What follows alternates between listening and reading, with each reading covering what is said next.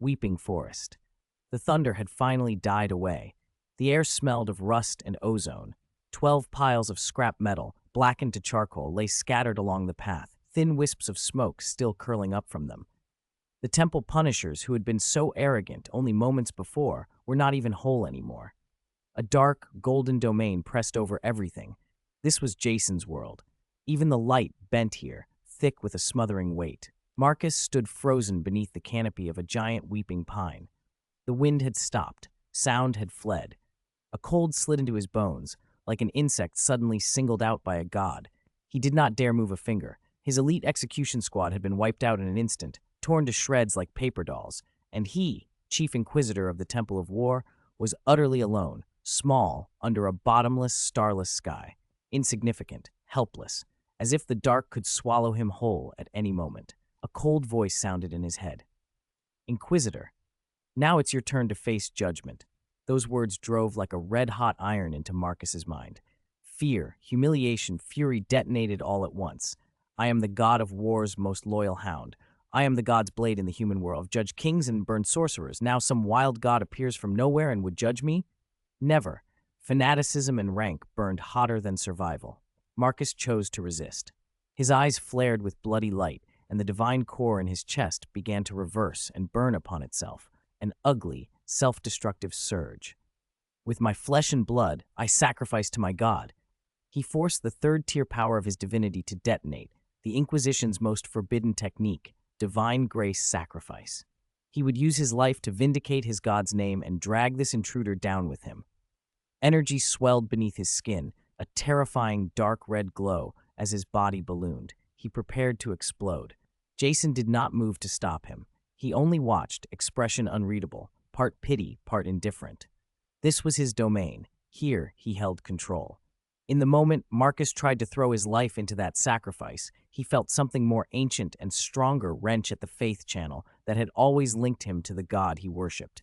The connection, dearer than breath, was severed. The divine energy inside Marcus became a river without a source and immediately went mad. It had no outlet, no current to carry it. The world-shattering scream he sought to let loose choked in his throat and collapsed inward. The self-destruction failed. "In my domain," Jason said without emotion, and the words shattered Marcus's last hope. "Your god cannot hear you." The blow hit harder than any strike. Marcus's entire life, tenets, battles, honors, crumbled in an instant. He had been raised in the temple, had touched the god's altar, bathed in its grace. How could any of that be false? If the god could not hear, then everything he had done, every life taken, every praise sung, meant nothing. A joke. His hands trembled. His stare slid from panic to bewilderment to blankness. Light drained from his eyes. Jason walked to the base of the pine and looked up at the stunned inquisitor dozens of meters above. "The god you worship may exist," he said, "but he's only a larger fish in the little pond of this plain." His voice cut through the silence like a blade. "I come from the ocean beyond that pond."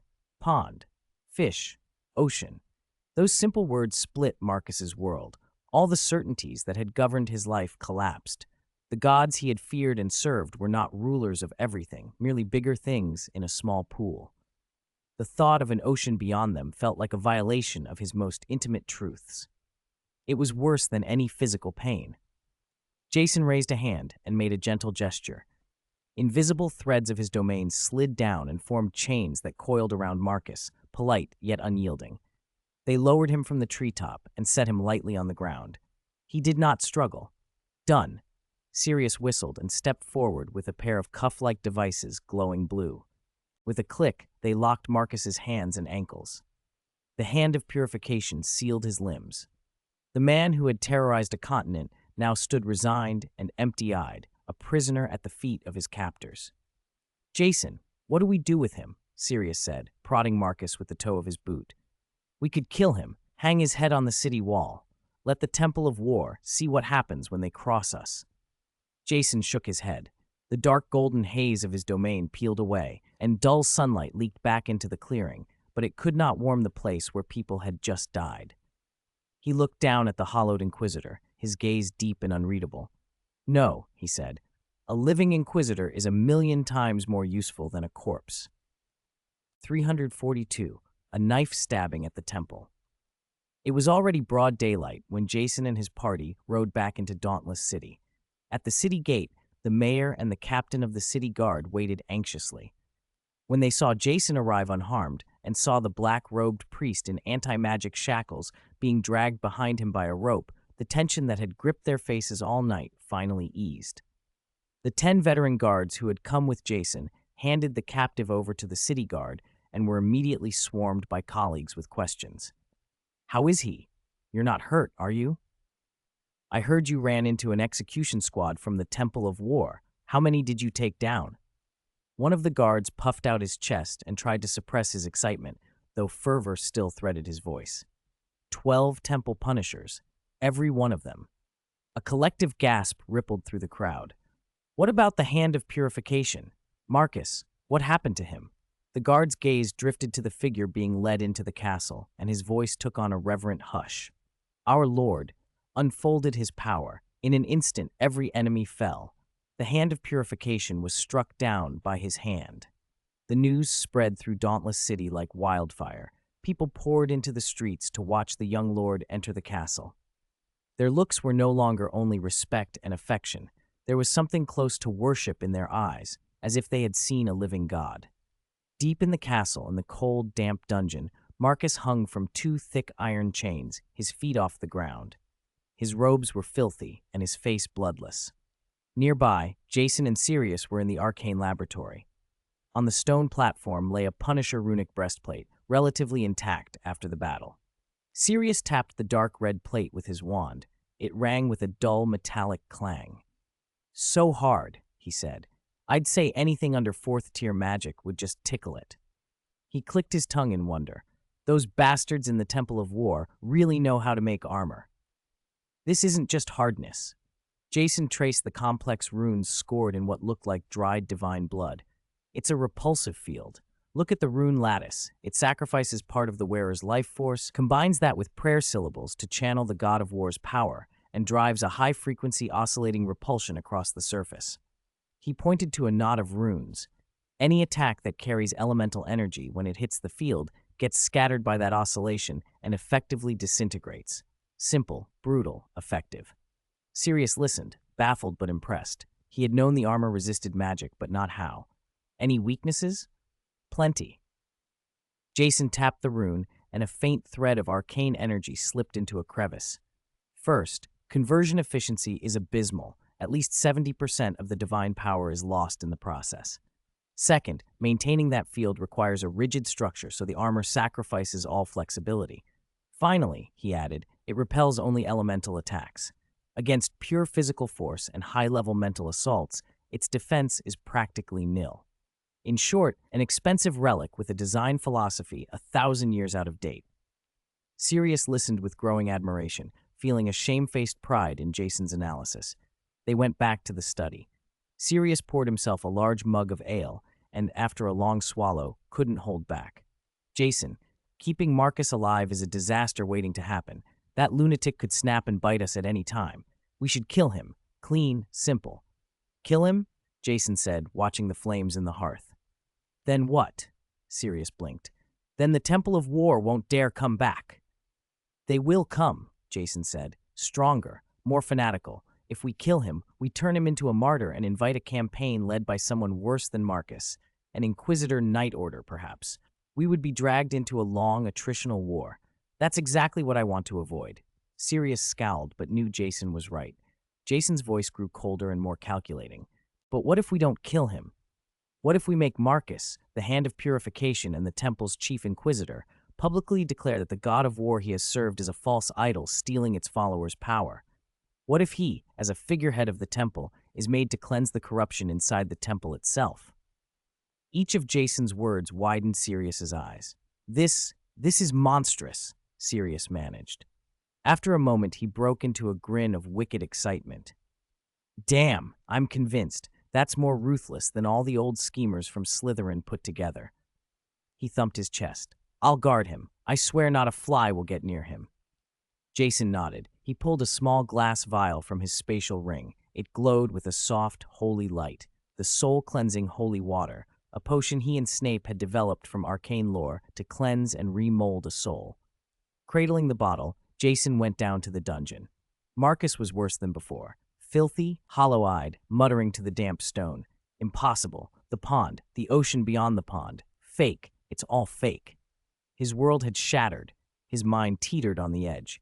Jason stepped forward, pinched Marcus's chin, and forced his gaze up. "Forget your pathetic false god," he said like an oracle. He shoved the mouth of the bottle into Marcus's lips. "Today, I grant you true purification." The potion streamed down. Marcus's ashen eyes snapped open. His pupils dilated instantly. His body convulsed, and for a moment energy poured from his 7 orifices, streams of raw, fanatical faith that had been rooted in him for decades. That stubborn spiritual imprint met the higher dimensional potion in the deepest layers of his soul with a violence neither had encountered before. Whether the collision would produce a loyal, powerful pawn or a mind wholly unmoored and far more dangerous remained unknown. 343. The Second Confessor. In the deepest recess of the dungeon, the rasp of iron chains dragged through the silence. Marcus's bestial roars had finally subsided. He hung from the cold iron links like a spent rag doll, drenched in cold sweat and filth, his strength utterly spent. The rise and fall of his chest was so faint it was almost imperceptible. Every wheeze sounded like a broken bellows, each breath seeming to be his last. The violent struggle that had raged in the depths of his soul, like a war between gods and demons tearing at his sanity, had ebbed, leaving behind a void emptier than death. The soul-cleansing holy water had done its work. It was time to examine the final result. The heavy dungeon door scraped open and Jason entered. In the gloom behind him, Sirius poked his head out with barely concealed curiosity and anticipation. In Jason's mind, the once indestructible imprints in Marcus's soul, fanaticism, judgment, loyalty, had been silently ground to dust. The hand of purification was dead. Jason made a simple gesture to the guards, and soon another figure was brought into the damp, blood-scented cell. He wore plain gray cloth and moved with a slight stoop.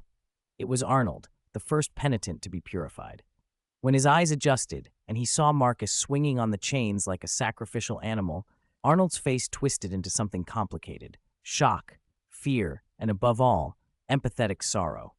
He had never imagined that the chief inquisitor he once bowed to, the man who held life and death over so many, would end up in the same or a worse place than he had.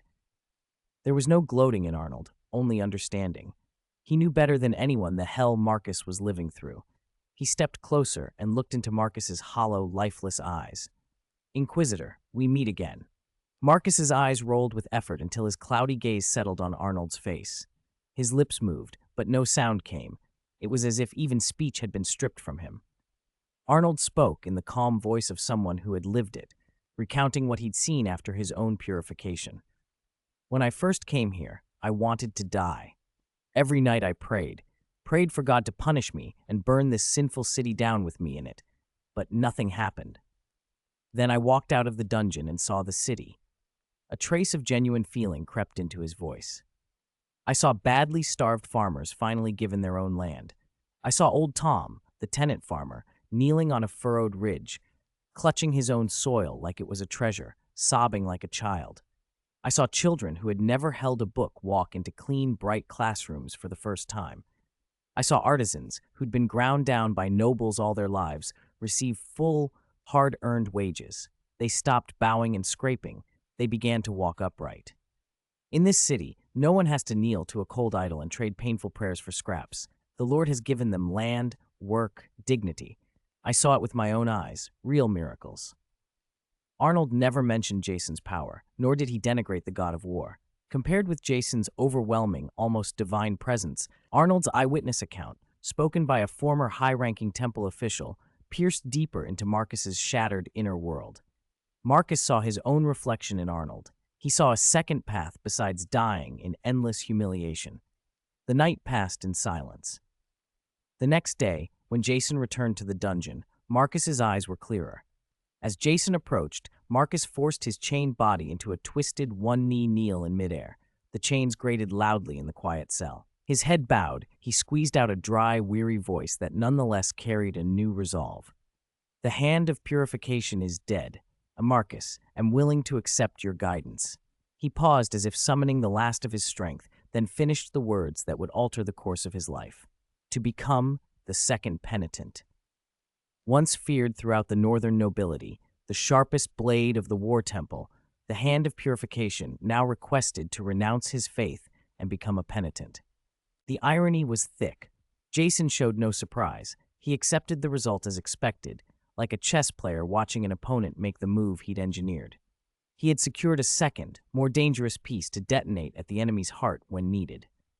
As Jason turned to leave the dungeon that had fulfilled its purpose, hurried footsteps sounded outside. A guard burst in, breathless, dropping to one knee. "Sir, an Orc Alliance messenger requests an urgent audience. There's an emergency military report." In the castle study, a particularly tall orc from the Bloodaxe clan waited, his skin tattooed in dark, blood-like patterns. His leather armor still carried dust and the iron tang of fresh blood from a long ride, and urgency etched every line of his face. When he saw Jason enter, he strode forward and spoke in a surprisingly fluent human tongue, his voice deep and urgent. "Lord Lester, something major has happened. After Earl Lionheart's death, his province has descended into chaos. We've just received confirmed word that Baron Vulture in the south, a traitor who clawed his way up through treachery, has rallied his forces and is preparing to seize that rich, leaderless territory." 344. A silent earthquake. In the study, Jason dismissed the agitated orc messenger and sent him to rest. He promised he wouldn't stand idly by while his allies' lands were being seized. But he couldn't deal with the restless Baron Vulture yet. Something far bigger had already shaken the world beyond the northern region. Marcus, the chief inquisitor of the War Temple. He and his sharpest squad of blades had vanished during a purification operation he had been certain was foolproof. What kind of ripple would a single stone thrown into the lake create? How would the War Temple and the Holy Light Church, those two behemoths, react? Every move had to be calculated before any troops were deployed. Information was always the most effective weapon, and Jason sat at the very top of that tower of knowledge. 1,000 miles away, the War Temple's headquarters rose like a massive fortress on a scorched plain. In the Soulfire Hall, the deepest chamber of the temple, the air was oppressively heavy. Hundreds of soulfires, each representing the life force of a high-ranking priest, burned on their stands. All eyes, however, were fixed on the center of the hall, the platinum lampstand that marked Marcus, the chief inquisitor. Its fire had not gone out, but it could no longer be called fire. A golden filament, thinner than a hair, flickered weakly over the empty wick, pulsing and wavering as if some invisible hand might crush it at any moment.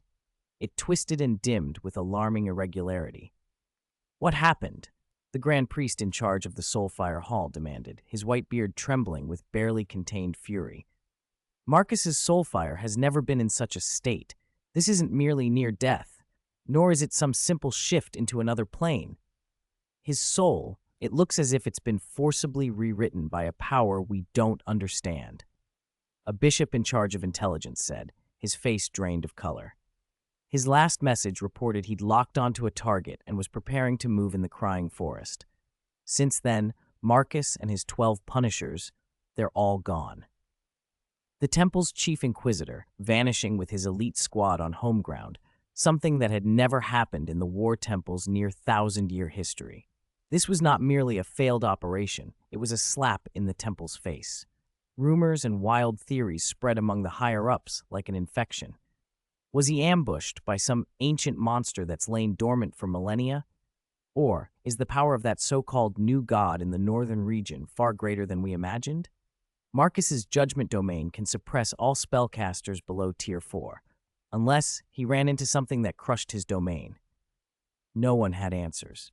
They had fallen into an information black hole, and the unknown was more terrifying than any defeat. Finally, the Pope of the War Temple, always a majestic, shadowed presence, spoke. "Seal the news. Stop all infiltration into the northern region until we understand what happened. As for Marcus, we will observe and wait." For the first time in his commands, the iron-blooded Pope used the phrase, "observe and wait." The War Temple, a war machine that knew only how to advance, suddenly hit the brakes out of a fear it could not name.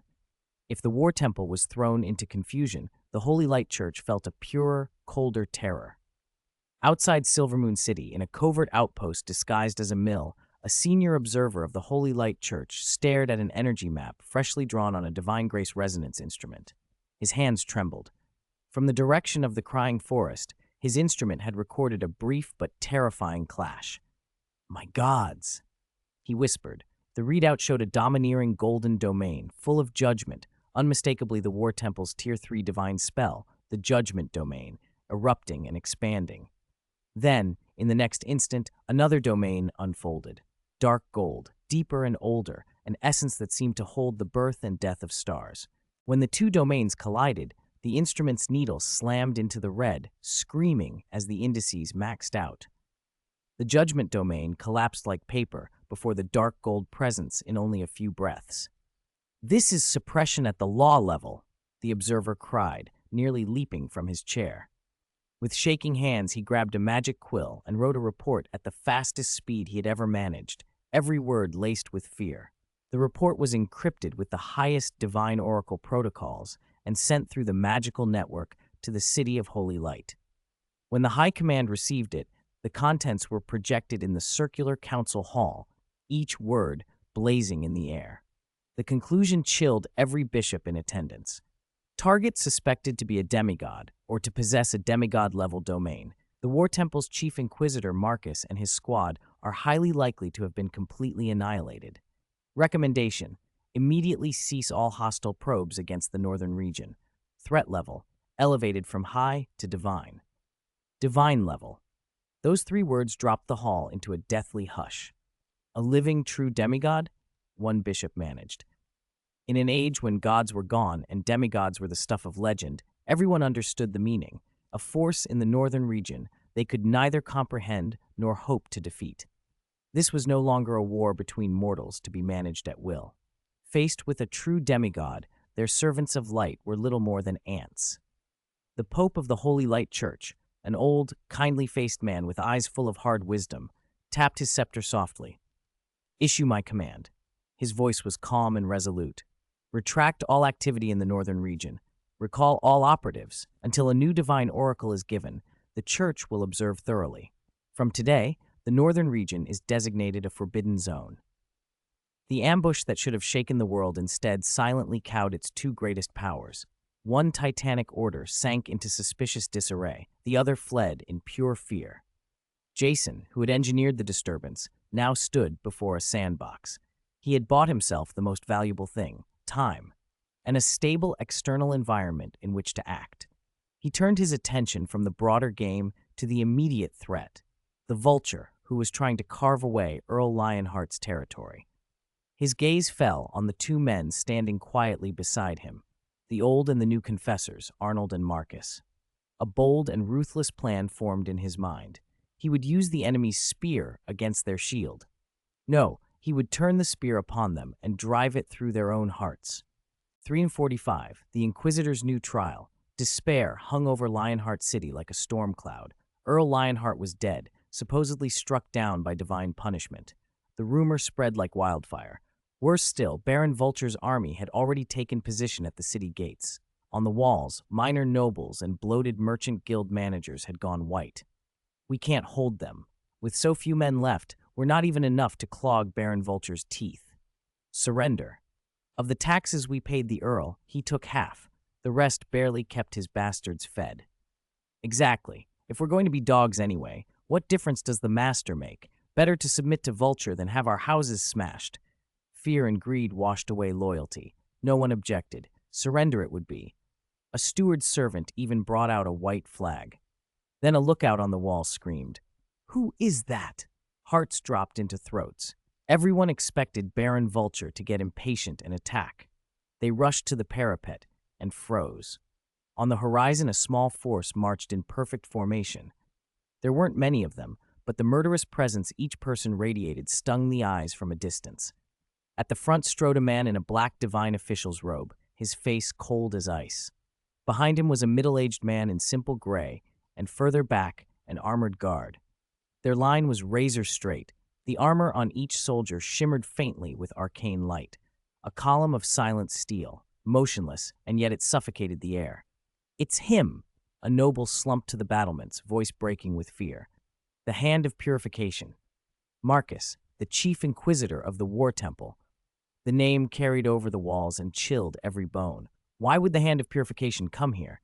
In Baron Vulture's tent, the short, fat Baron was in the middle of fondling a recently seized peasant when a personal guard burst in. "Baron, this is bad. People from the War Temple." Baron Vulture shoved the woman aside and stumbled out. Outside, a black standard bearing a war hammer flapped, the sigil of the Court of Inquisition. Beneath it stood the man like a block of ice. Baron Vulture's jowls trembled. "Marcus, what is he doing here?"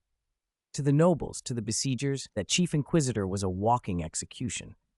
Marcus and his retinue stopped by the moat. He lifted his head and his gaze swept the trembling men on the wall, then rested on Baron Vulture's forces. "I," Marcus announced in a flat voice, then, with a sharper tone, continued, "Chief Inquisitor of the War Temple, Marcus." He changed cadence as if invoking something greater. "Today I bring a new judgment from a higher will." "A higher will? New judgment?" Minds froze. Marcus's voice had no warmth. "The former lord of Lionheart City, Earl Lionheart, his soul has fallen. He conspired with a false god, the so-called god of war, to steal powers that were not his. He poisoned believers and dared to persecute the truly benevolent God who walks among us. His crimes deserve death. Therefore, divine punishment has descended. His family is permanently stripped of their right to rule this land." Everyone's understanding of the world snapped. The chief inquisitor, leader of the War Temple, had just declared that the god of war was a false god. Earl Lionheart had been condemned for consorting with a false deity. Baron Vulture stood gaping as if his brains were being scooped out spoonful by spoonful. Marcus pointed at the bowed man beside him. "We are all sinners who have strayed and have been returned. Fortunate are we to receive the guidance and purification of the God of Dawn, for only then do we see the truth." His gaze narrowed and cut toward Baron Vulture. "To protect the people of these lands from further invasions of war and from the poison of false faith, the benevolent God of Dawn will personally take over this tarnished territory. It will be ruled by his earthly walker, Lord Jason Lester. And I, Marcus," he added, "a witness of the old era and a penitent of the new, will personally oversee this sacred transfer of power." At his words, someone behind Marcus, Sirius, lifted a hand. 100 arcane guards stepped forward in perfect unison. A buzzing arcane pressure condensed into an invisible wall that pressed on the crowd's chest, making it hard to breathe. Baron Vulture stared in stunned confusion. He had come to collect a bargain. Now the prize burned in his hands. To resist would be to go to war with a former inquisitor and his arcane cohort and to openly defy a god. His scalp tingled. Every instinct screamed danger. He did not know the full politics of Marcus's defection, but he knew enough. Staying meant annihilation. Through clenched teeth he ordered, retreat." His troops broke and fled in panic. On the walls, the nobles and merchants who had been preparing to surrender went pale. "Open the city gates," one of them stammered. The drawbridge clattered down, and the gates swung wide. Marcus walked first across the bridge, expressionless. Arnold followed with his head bowed. A siege that might have been a massacre ended without bloodshed. Absurd. Theatrical, completed in a single breath. In what looked like a legitimate transfer of power, Jason Lester had swallowed Earl Lionheart's city and lands. His influence had multiplied overnight. But this was only the beginning. An Inquisitor's defection would be an earthquake through the Northern Territory. The War Temple could no longer look the other way. A much larger storm was bearing down on Jason's newly acquired realm. After Marcus's near-perfect sacred certification performance, Jason took control of Lionheart City without a drop of blood being spilled.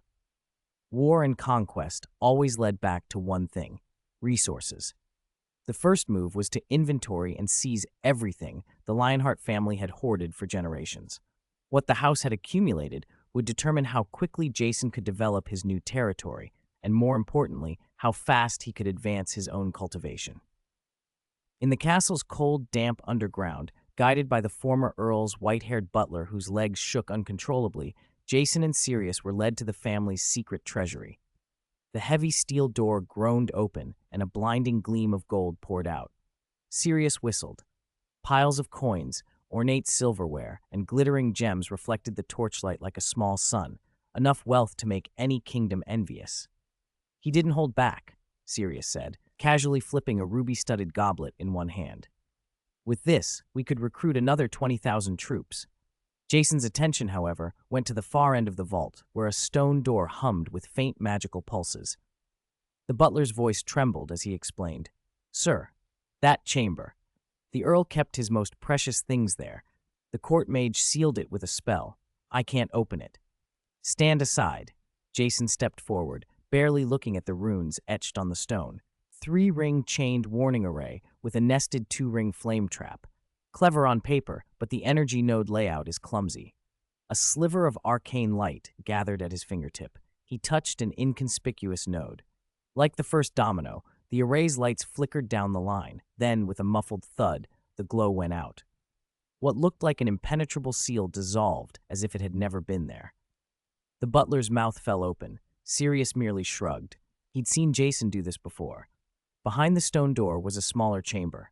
On a stone plinth sat a locked sandalwood box. Jason picked it up, and with a quiet ripple of energy, the lock gave way. Inside were no legendary artifacts, only an old map made from some kind of beast hide and a strangely shaped brass key. The map showed a mountainous area within the Lionheat estate and one spot marked with a red X. Beside the X, in an ancient script, were the words, "Land of Soul Whispers." Jason's pupils narrowed. Half an hour later, he and Sirius led 50 of the best arcane guards at full gallop toward the marked place. The mine entrance had long been collapsed by rock and overgrown, abandoned for a century or more. The guards cleared a way in. Deeper in, the tunnels were cold and damp and carried a strange, calming scent, like a balm to the spirit. After passing through several branching corridors, they stopped at the mine's deepest chamber. Even the seasoned Sirius inhaled sharply. A vein of crystal ran through the rock face, fist-sized gems that glowed a soft, milky white, each one a tiny star. A shifting light swirled inside them, carrying a pure, primordial soul essence. "My God," Sirius breathed. "Is this a soul crystal?" Jason stepped forward and pried one from the vein. It was unexpectedly warm. The moment it touched his palm, a vast, clean current of soul energy flowed into him, seeping into his spiritual core and nourishing it with no impurities. For the first time that day, Jason felt genuine, uncontrollable excitement. He quickly ran the value in his head. For Snape, who specialized in soul potions, these would be priceless, enough to propel his research forward by leaps and bounds. For the floating city's arcane academies, they would revolutionize soul studies. For Jason himself, who cultivated the Grand Sun Codex and needed vast reserves of soul essence as fuel, these crystals were the solid stepping stones he needed to break into the 4th-tier divine rank and ignite his divine fire. He had hit the jackpot. "Sirius," Jason's voice turned hard. "Listen. This mine is classified top-level restricted. You will personally take the elite contingent and seal this place completely. Not a soul is to enter or leave without my orders. No word of this gets out." Sirius understood immediately. He drew his wand and began to weave an elaborate warning barrier. Jason still held the soul crystal in his hand, feeling the enormous energy within. He knew what to do next. Contact the floating city at once. A portion of these crystals had to be transported safely back to Snape and Hermione immediately. At the same time, Jason's own accumulation plan and breakthrough into the next divine tier would officially begin. 347. Express delivery and new orders. Deep within Lionheart City's castle, a chamber had been sealed airtight and transformed into a ritual space. Silver runes covered the floor in an intricate pattern, forming a vast interdimensional communication array. At its center, Jason looked drained, pale, sweat beading on his forehead. Building and activating the array had consumed nearly half of his magic. When he triggered the final rune, a surge of arcane energy tore upward and rent a stable, deep spatial rift open in the center of the room. The far end of the rift opened onto Hogwarts, the heart of the floating city. There was no idle conversation. "Zero, call Dumbledore and stabilize the portal." Jason's voice was terse and urgent. On the other side of the rift, Dumbledore's figure appeared a moment later. "The portal is stable, Jason." Without hesitation, Jason waved his hand. More than a dozen lead-lined boxes, prepared in advance, lifted and flew on Mage Hand into the rift one by one, vanishing from sight. They were the first shipment of the highest grade soul crystals he had selected from the mine. He needed to convert that strategic level haul into the floating city's foundation and strength as quickly as possible.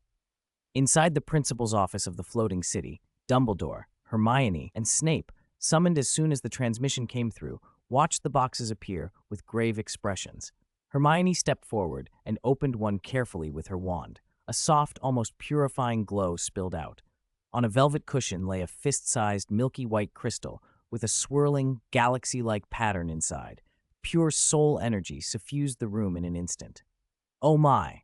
Hermione covered her mouth, overtaken by the sensation of her mind brightening under the crystal's nourishment. Dumbledore's blue eyes shone with an intensity that betrayed his appreciation for its value. Snape's reaction, however, was the most extreme. The potion's master, usually dry, caustic, and composed, lost his composure the moment he saw the crystal. He lurched forward so suddenly that he knocked over a chair. Under his oily black hair, his eyes flared with a fanatical brilliance, dark and hungry. He stared at the crystal, his pale face flushing as if with fever, and muttered in a dreamlike tone, "Primitive soul essence, utterly unpolluted, a flawless vessel, an ideal energy structure." Then he looked up through the portal toward Jason. "With these I can guarantee, Jason, I can develop a potion that acts directly upon the soul's origin, not merely enhancement, evolution, a qualitative transformation." It was the first time anyone had heard Snape speak with such absolute certainty and excitement. Jason nodded. This was exactly the result he had hoped for. Hermione, still flushed with excitement but regaining control, began reporting in a steady stream. "Everything in the floating city is proceeding smoothly. The mercenary guild you envisioned is operational, and the exploration teams have found a new vein of mithril in the Earth elemental plane with substantial reserves. The first batch of Arcane apprentices have finished basic training and are progressing rapidly. We are growing stronger, on schedule." Each sentence underscored the floating city's steady development. Snape, now calmer, but still aglow with that intense look, interrupted. "Jason, I need a new order." He slid a list through the magic image. "To study the properties of these soul crystals accurately, I need more samples from different environments as control groups. Crystals formed near volcanoes, in frigid ice plains, in zones of intense magical radiation, and anything else in this world, plants, minerals, that contains unusual spiritual energy. The more variety, the better." "No problem," Jason agreed immediately. Snape's request effectively set new exploration priorities, making Jason's next steps more focused. Then Jason turned to Dumbledore and Hermione and outlined his plan. "This world is larger and richer in resources than we expected. I'll use those resources to push my personal strength up to the limit of the third-tier peak." "This will be an excellent training ground," Hermione said. "Once I have everything needed to break to the fourth-tier divine level, I'll return to the floating city and make the final breakthrough there." Jason's reasoning was clear. A fourth-tier leap was a life-altering transformation that allowed no room for error. Attempting it on foreign ground introduced too many variables and too much risk. The safest, most reliable option was to complete the final ascension inside his own demigod domain, with Dumbledore, Snape, and the others personally protecting him. Dumbledore's blue eyes reflected approval. "We will prepare everything, Jason. The floating city will always be your strongest support." The transfer of resources and information concluded. Both sides reached a new consensus on development. Jason prepared to close the communication array and resume his cultivation. Then Hermione's expression shifted. Worry shadowed her face. "Jason, one more thing," she said, her tone suddenly serious. "Your last domain collision, the energy fluctuations were enormous." She hesitated, choosing her words carefully. So large that, even through the thick world's barrier, the floating city's world's eye observation deck detected a faint but distinct energy signature. Her concern was audible. "I'm worried that such a powerful energy burst may have drawn the attention of older, more powerful beings in this world." Inside the Chamber of Secrets, Jason sat with a soul crystal floating before him, its milky light pulsing softly. He extended a wisp of spiritual power and probed the crystal. Pure soul energy immediately flowed into his spiritual sea, nourishing him. The Grandson Codex activated on its own, drawing in the energy. Jason felt his soul power swell. He cultivated until the flow slowed, then opened his eyes. He couldn't keep this up forever. The newly acquired territories were not yet fully under his control. Earl Lionheart's lands were dotted with towns and villages. The local minor nobles who had ruled these places for generations, and the deeply entrenched priests of the Temple of War were problems that still needed solving. He had to win over the people's hearts, turn the region into the New Dawn Church's domain, and secure a steady stream of faith power. An idea formed in his mind. Soon, Marcus, Arnold, and the restless Sirius were summoned to Jason's study. "I want you all to tour my territories," Jason said, tracing the newly occupied areas on the map. He had no intention of going himself. That would be too slow and risk revealing his identity.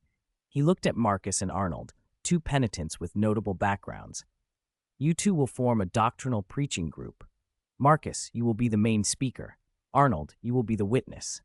"Sirius," Jason said, "you will take 50 arcane guards to protect their safety." He stressed, "Protect." Sirius grinned, white teeth flashing. "Don't worry, anyone who dares to disrupt Mr. Marcus's preaching will regret it." Marcus's face remained impassive, but a flicker of understanding passed through his eyes. He knew this was a test and an initial step toward fully joining Jason's cause. "As you wish," he said, and bowed. Thus the oddest inspection team in the northern frontier set out. Their first stop was Falling Rock Town, the largest settlement beneath Lionheart City. When the group arrived, the town was eerily quiet. The minor nobles and priests from the Temple of War's great cathedral huddled in the watchtower at the town entrance, staring at the black banner bearing a warhammer they would not soon forget.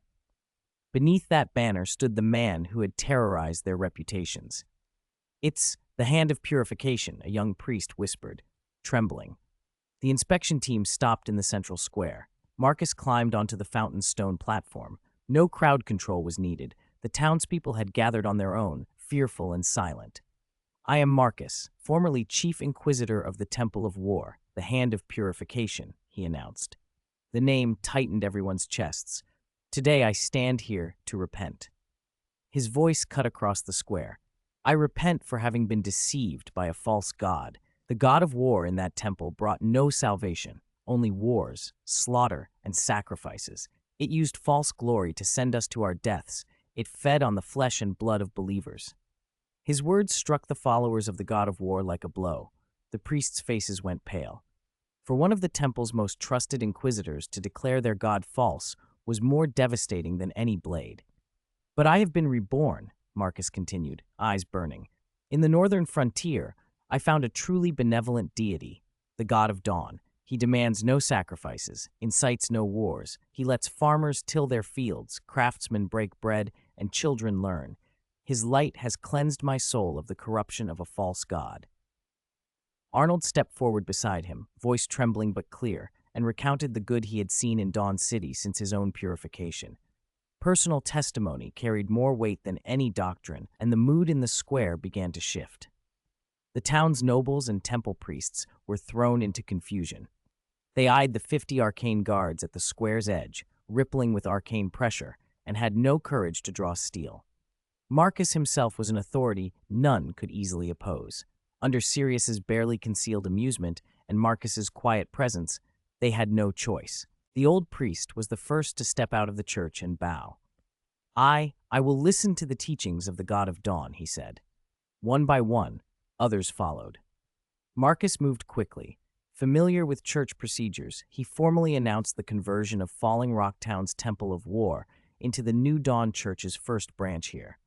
The former priests were demoted to novice priests and assigned to relearn a new doctrine Marcus had written, a pamphlet that cloaked practical knowledge like basic arcane theory, agriculture, and hygiene in theological language.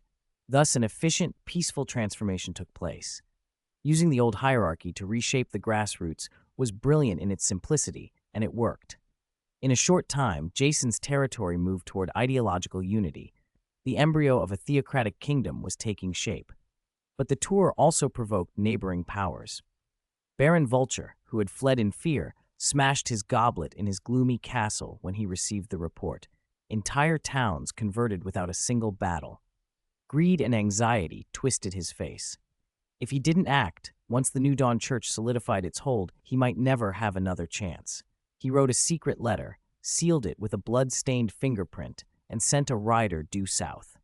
The destination was the largest mercenary company in the southern frontier, Raven's Beak, a war organization notorious for its ruthlessness and efficiency. 349, Alliance of Vultures. The air in Baron Vulture's castle was heavy with dread. 5 men sat around the long table in the great hall, faces growing grimmer by the minute. They were the old nobility of the region, everyone except Earl Lionheart. At the head of the table sat the host himself, the short, portly Baron Vulture. His avaricious features were twisted now with panic. "Gentlemen," he said, raising his goblet, "you've all seen the situation. That Jason Lester and his New Dawn Church are expanding too fast," he went on. Marcus's inspection team took only half a month to get over 30 towns in Earl Lionheart's lands to change hands. Not a single drop of blood was spilled. "It isn't just that no one bled," the Baron to his left sneered. "My scouts say those people have gone mad, worshipping Marcus and that Arnold like gods. They smashed the old war god's emblems and put up some Star of Dawn instead." "And those arcane guards," another lord added, face drained of color. "My nephew saw them in Rockfall Town. Enchanted armor, weapons that spit flame and lightning. They're not something ordinary men can stand against." More reports followed, each worse than the last, and the tension in the room tightened. Marcus's defection had left the nobility politically paralyzed. The Arcane Guard's magic and steel were beyond their private levies. Worse, common folk were turning away from the established order. They realized the Dawn Kingdom didn't take them seriously. It was swallowing Earl Lionheart's territory piece by piece. Once that was complete, they'd be next. No single noble could even defeat one of the Dawn's small detachments. "We can't wait any longer." Baron Vulture slammed his fist on the table, spilling wine.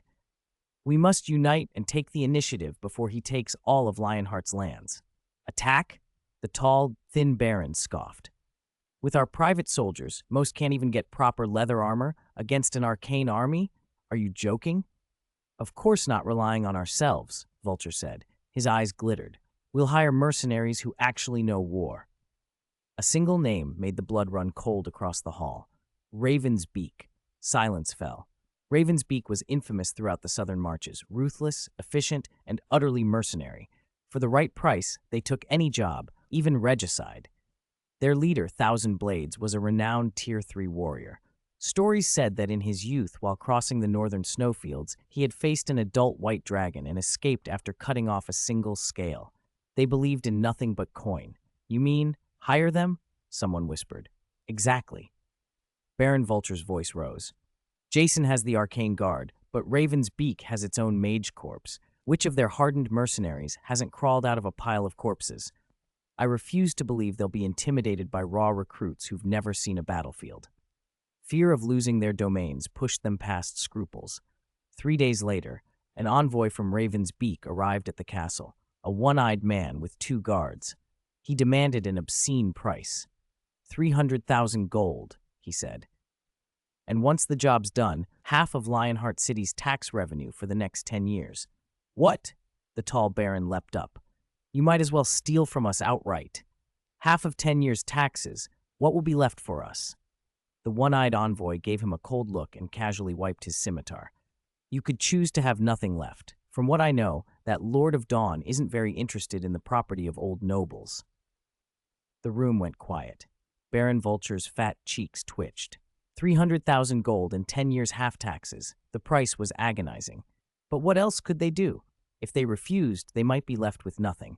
"All right," Baron Vulture said through clenched teeth. "We agree." The envoy grinned, yellow teeth flashing. "A wise choice. Our boss is very interested. A so-called new god? Fine. Let him see whether mortal blades are sharp enough." A blood-sealed contract was signed. The 5 noble families pooled 3,000 private soldiers. Raven's Beak sent 1,000 core mercenaries, led personally by Thousand Blades. The rebel coalition, 4,000 men in all, declared itself a crusade against a false pope and a mission to liberate the deluded. In the shadows, war against Jason was being forged. In Lionheart City, in the castle study, Jason stood over a large map, planning agriculture and roads as calmly as if no storm was forming. Guards brought in an orc scout wrapped in animal hides, travel-stained and breathless. He knelt and presented a rolled animal skin scroll sealed with cipher, the first urgent report from the Ancestral Eye Intelligence Network under Grom. Jason unrolled the scroll and scanned it. Names and numbers were clear. Vulture Alliance, Raven's Beak, 1,000 Blades, 4,000 allied troops assembling in Lynn Valley. The study was quiet. The orc lowered his head, breathing small and careful under the pressure in the room. After a moment, Jason set the scroll down, expression composed. He picked up a small black flag that marked enemy forces and planted it on the map at Lynn Valley. His finger tapped the table in a steady rhythm as he looked out the window. A great war was coming. Very well. It would be an excellent chance to test the training of the new recruits, and a clear warning to those who lurked in the southern marches about the cost of moving against him. 350. 1,000-mile attack. Jason's counterattack. The atmosphere in the military council hall of Lionheart City was heavy. Jason set the beast-hide scroll from the Eye of the Ancestors in the center of the long table and spoke calmly. The anti-rebellion allied army numbers 4,000. Baron Vulture's private troops, contingents from 5 other noble houses, and 1,000 mercenaries from Raven's Beak. Their objective is Lionheart City. Several newly surrendered nobles paled at the news. Baron Caldwell, whose lands bordered Baron Vulture's, trembled most. 4,000. My lord, that's Raven's Beak. 1,000 Blades. He's a butcher. They say he leaves no survivors in the castles he takes. We should immediately reinforce the city walls and recall all our troops to defend Lionheart. Another noble backed him up, voice shaking. Yes, my lord. If we hold the city, we can buy time and call for aid. Fear spread through the assembly like a chill. Then Sirius burst out laughing, springing to his feet and surveying the nobles with a disdainful glance. Excitement lit his features as he slammed his fist on the table. Defend the city? Cowards, let them come. Right under Lionheart, we'll show them the might of our arcane guard. 1,000 Blades? I'll see which is faster, his blade or my magic. I'll twist his head off and use it as a chamber pot. His words grew wilder as his magical energy surged. For a moment, he seemed almost feral. Jason cast him a look. Sirius snorted and sat down, though his eyes never left the enemy positions marked on the map. No. Jason's single-word veto cut through the talk. He moved to the wall map and addressed everyone in the hall. We are not defending the city. Hushed silence followed. Hiding in the city surrenders the initiative, Jason explained. We'd be passive, morale would erode, and worst of all, we'd tell the whole Northern Realm we're afraid. I refuse that reputation. This is my war, he added. I decide. We will not wait for them. We will hunt them. He picked up a red charcoal and drew 2 curved routes from Lionheart, encircling the forest valley where the Allied army was gathering. We'll split our forces along 2 lines. He pointed east. The Eastern Army will be led by Sirius and Arnold. Take 100 Arcane Guard and 1,000 of the surrendered garrison. Your role is a feint. Make as much noise as possible. You don't need to defeat them. Draw the main body of the Allied army forward. He fixed Sirius with a stare. Use magic to provoke them. Harass in small units. Make them think they're facing our main force. Make them impatient and angered. Make them lose their judgment. Sirius paused, then a wide grin spread across his face. A feint? I like it. Don't worry. I'll make them feel like they've poked a troll's nest. Jason turned to the Western Arc. I'll lead the Western Army. The hall fell silent at that. I will rendezvous with the elite warriors of the 3 major orc clans. They know the mountain paths. We'll take a long detour through the western forests and strike at their rear. Baron Vulture's stronghold, Black Vulture Castle. Shock and murmurs rippled around the room at the audacity of the plan. Jason's gaze settled on Baron Caldwell, whose face was already white with fear. Baron Caldwell, your territory will supply the Eastern Army. I'll send my scribe to assist you. This is your first chance to prove your loyalty. Do not disappoint me. Caldwell bowed quickly, trembling. Yes, my lord. I won't fail you. Half a day later, the fastest griffin messenger carried Jason's invitation to the 3 orc chieftains. Around a roaring campfire, Grom read it aloud. In the name of the Lord of Dawn, I invite my allies to hunt together. In this war, all spoils go to the orcs." Silence hung for a heartbeat, then the camp erupted in a cheer. "Ha, I knew it! Where Lord Jason goes, there's meat." The one-eyed chieftain of the Razor Mountain clan bellowed, brandishing his great axe. The blood-fanged chieftain licked his tusks, eyes shining. A human noble's castle, gold and iron to trade for a winter's grain. For the orcs, this was more than alliance. This was a feast delivered by a friend. "Assemble the ancestral berserkers," Grom roared, raising his battle axe. "Let those southerners feel the orcs' might." Hundreds of tall orcs, smudged with white ash and armed with stone axes, poured from the depths of the camp, grim, raw, the clan's elite. Back in Lionheart's council hall, Jason laid out the campaign's final phase. The Eastern Army will pin down the enemy's main force. The Western Army will strike their undefended stronghold within a day and burn their supplies. Then both forces will converge and annihilate the Allied army in the field. No survivors. Decapitation, interdiction of supplies, encirclement, and annihilation. The plan was ruthless but tightly woven. Jason's voice was calm and commanding. "Make one thing clear," he told the nobles. "After this war, there will be no more noble coalitions, no Raven's Beak operating in this realm. From now on, there will be one voice here, the voice of the New Dawn Church." His certainty swept away the last of their objections. The nobles, looking at him, no longer saw a young lord but a strategist with a terrifying clarity of purpose. They approved the plan. Orders went out. The Kingdom of Dawn and the Orc Alliance moved with grim efficiency. Deep into the night, both armies slipped out of Lionheart City under cover of darkness, taking separate routes. A war meant to annihilate an enemy and to remold the balance of power across the northern and southern realms had begun. Dozens of miles away, the Allied army's campfires burned high. Thousand Blades idly wiped his door-wide greatsword with an oilcloth as Baron Vulture and the others fretted about Jason's arcane guard. He scoffed. "He's just a greenhorn who happened into an empty city. Don't worry. When we reach the walls, his magic will mean nothing against steel. 3 days, at most 3 days, and I'll bring his head." He looked into the flames with eager anticipation, oblivious to the fact that the greenhorn he mocked had already prepared the grave for him and his army. It was pitch black as an army moved swiftly along the rugged trails of the western mountains. They picked their footing carefully, avoiding loose stones, holding their breath. Only the occasional clink of armor broke the silence. This was the Western Army, led personally by Jason. Hundreds of scouts drawn from orc clans scouted ahead, moving nimbly and clearing outposts and traps. Under Jason's command and the promise of plunder, these usually unruly warriors showed unexpected discipline. Jason hovered half a foot above the ground in the center of the column. His mind spread outward, touching the force. Every movement for miles lay within his perception. A soft, arcane glow emanated from him, threading into the bodies of the orcs. The agility aura lightened their steps so they slipped across slick rocks with ease. The stamina aura dulled the ache of a night-forced march and left their muscles fresh.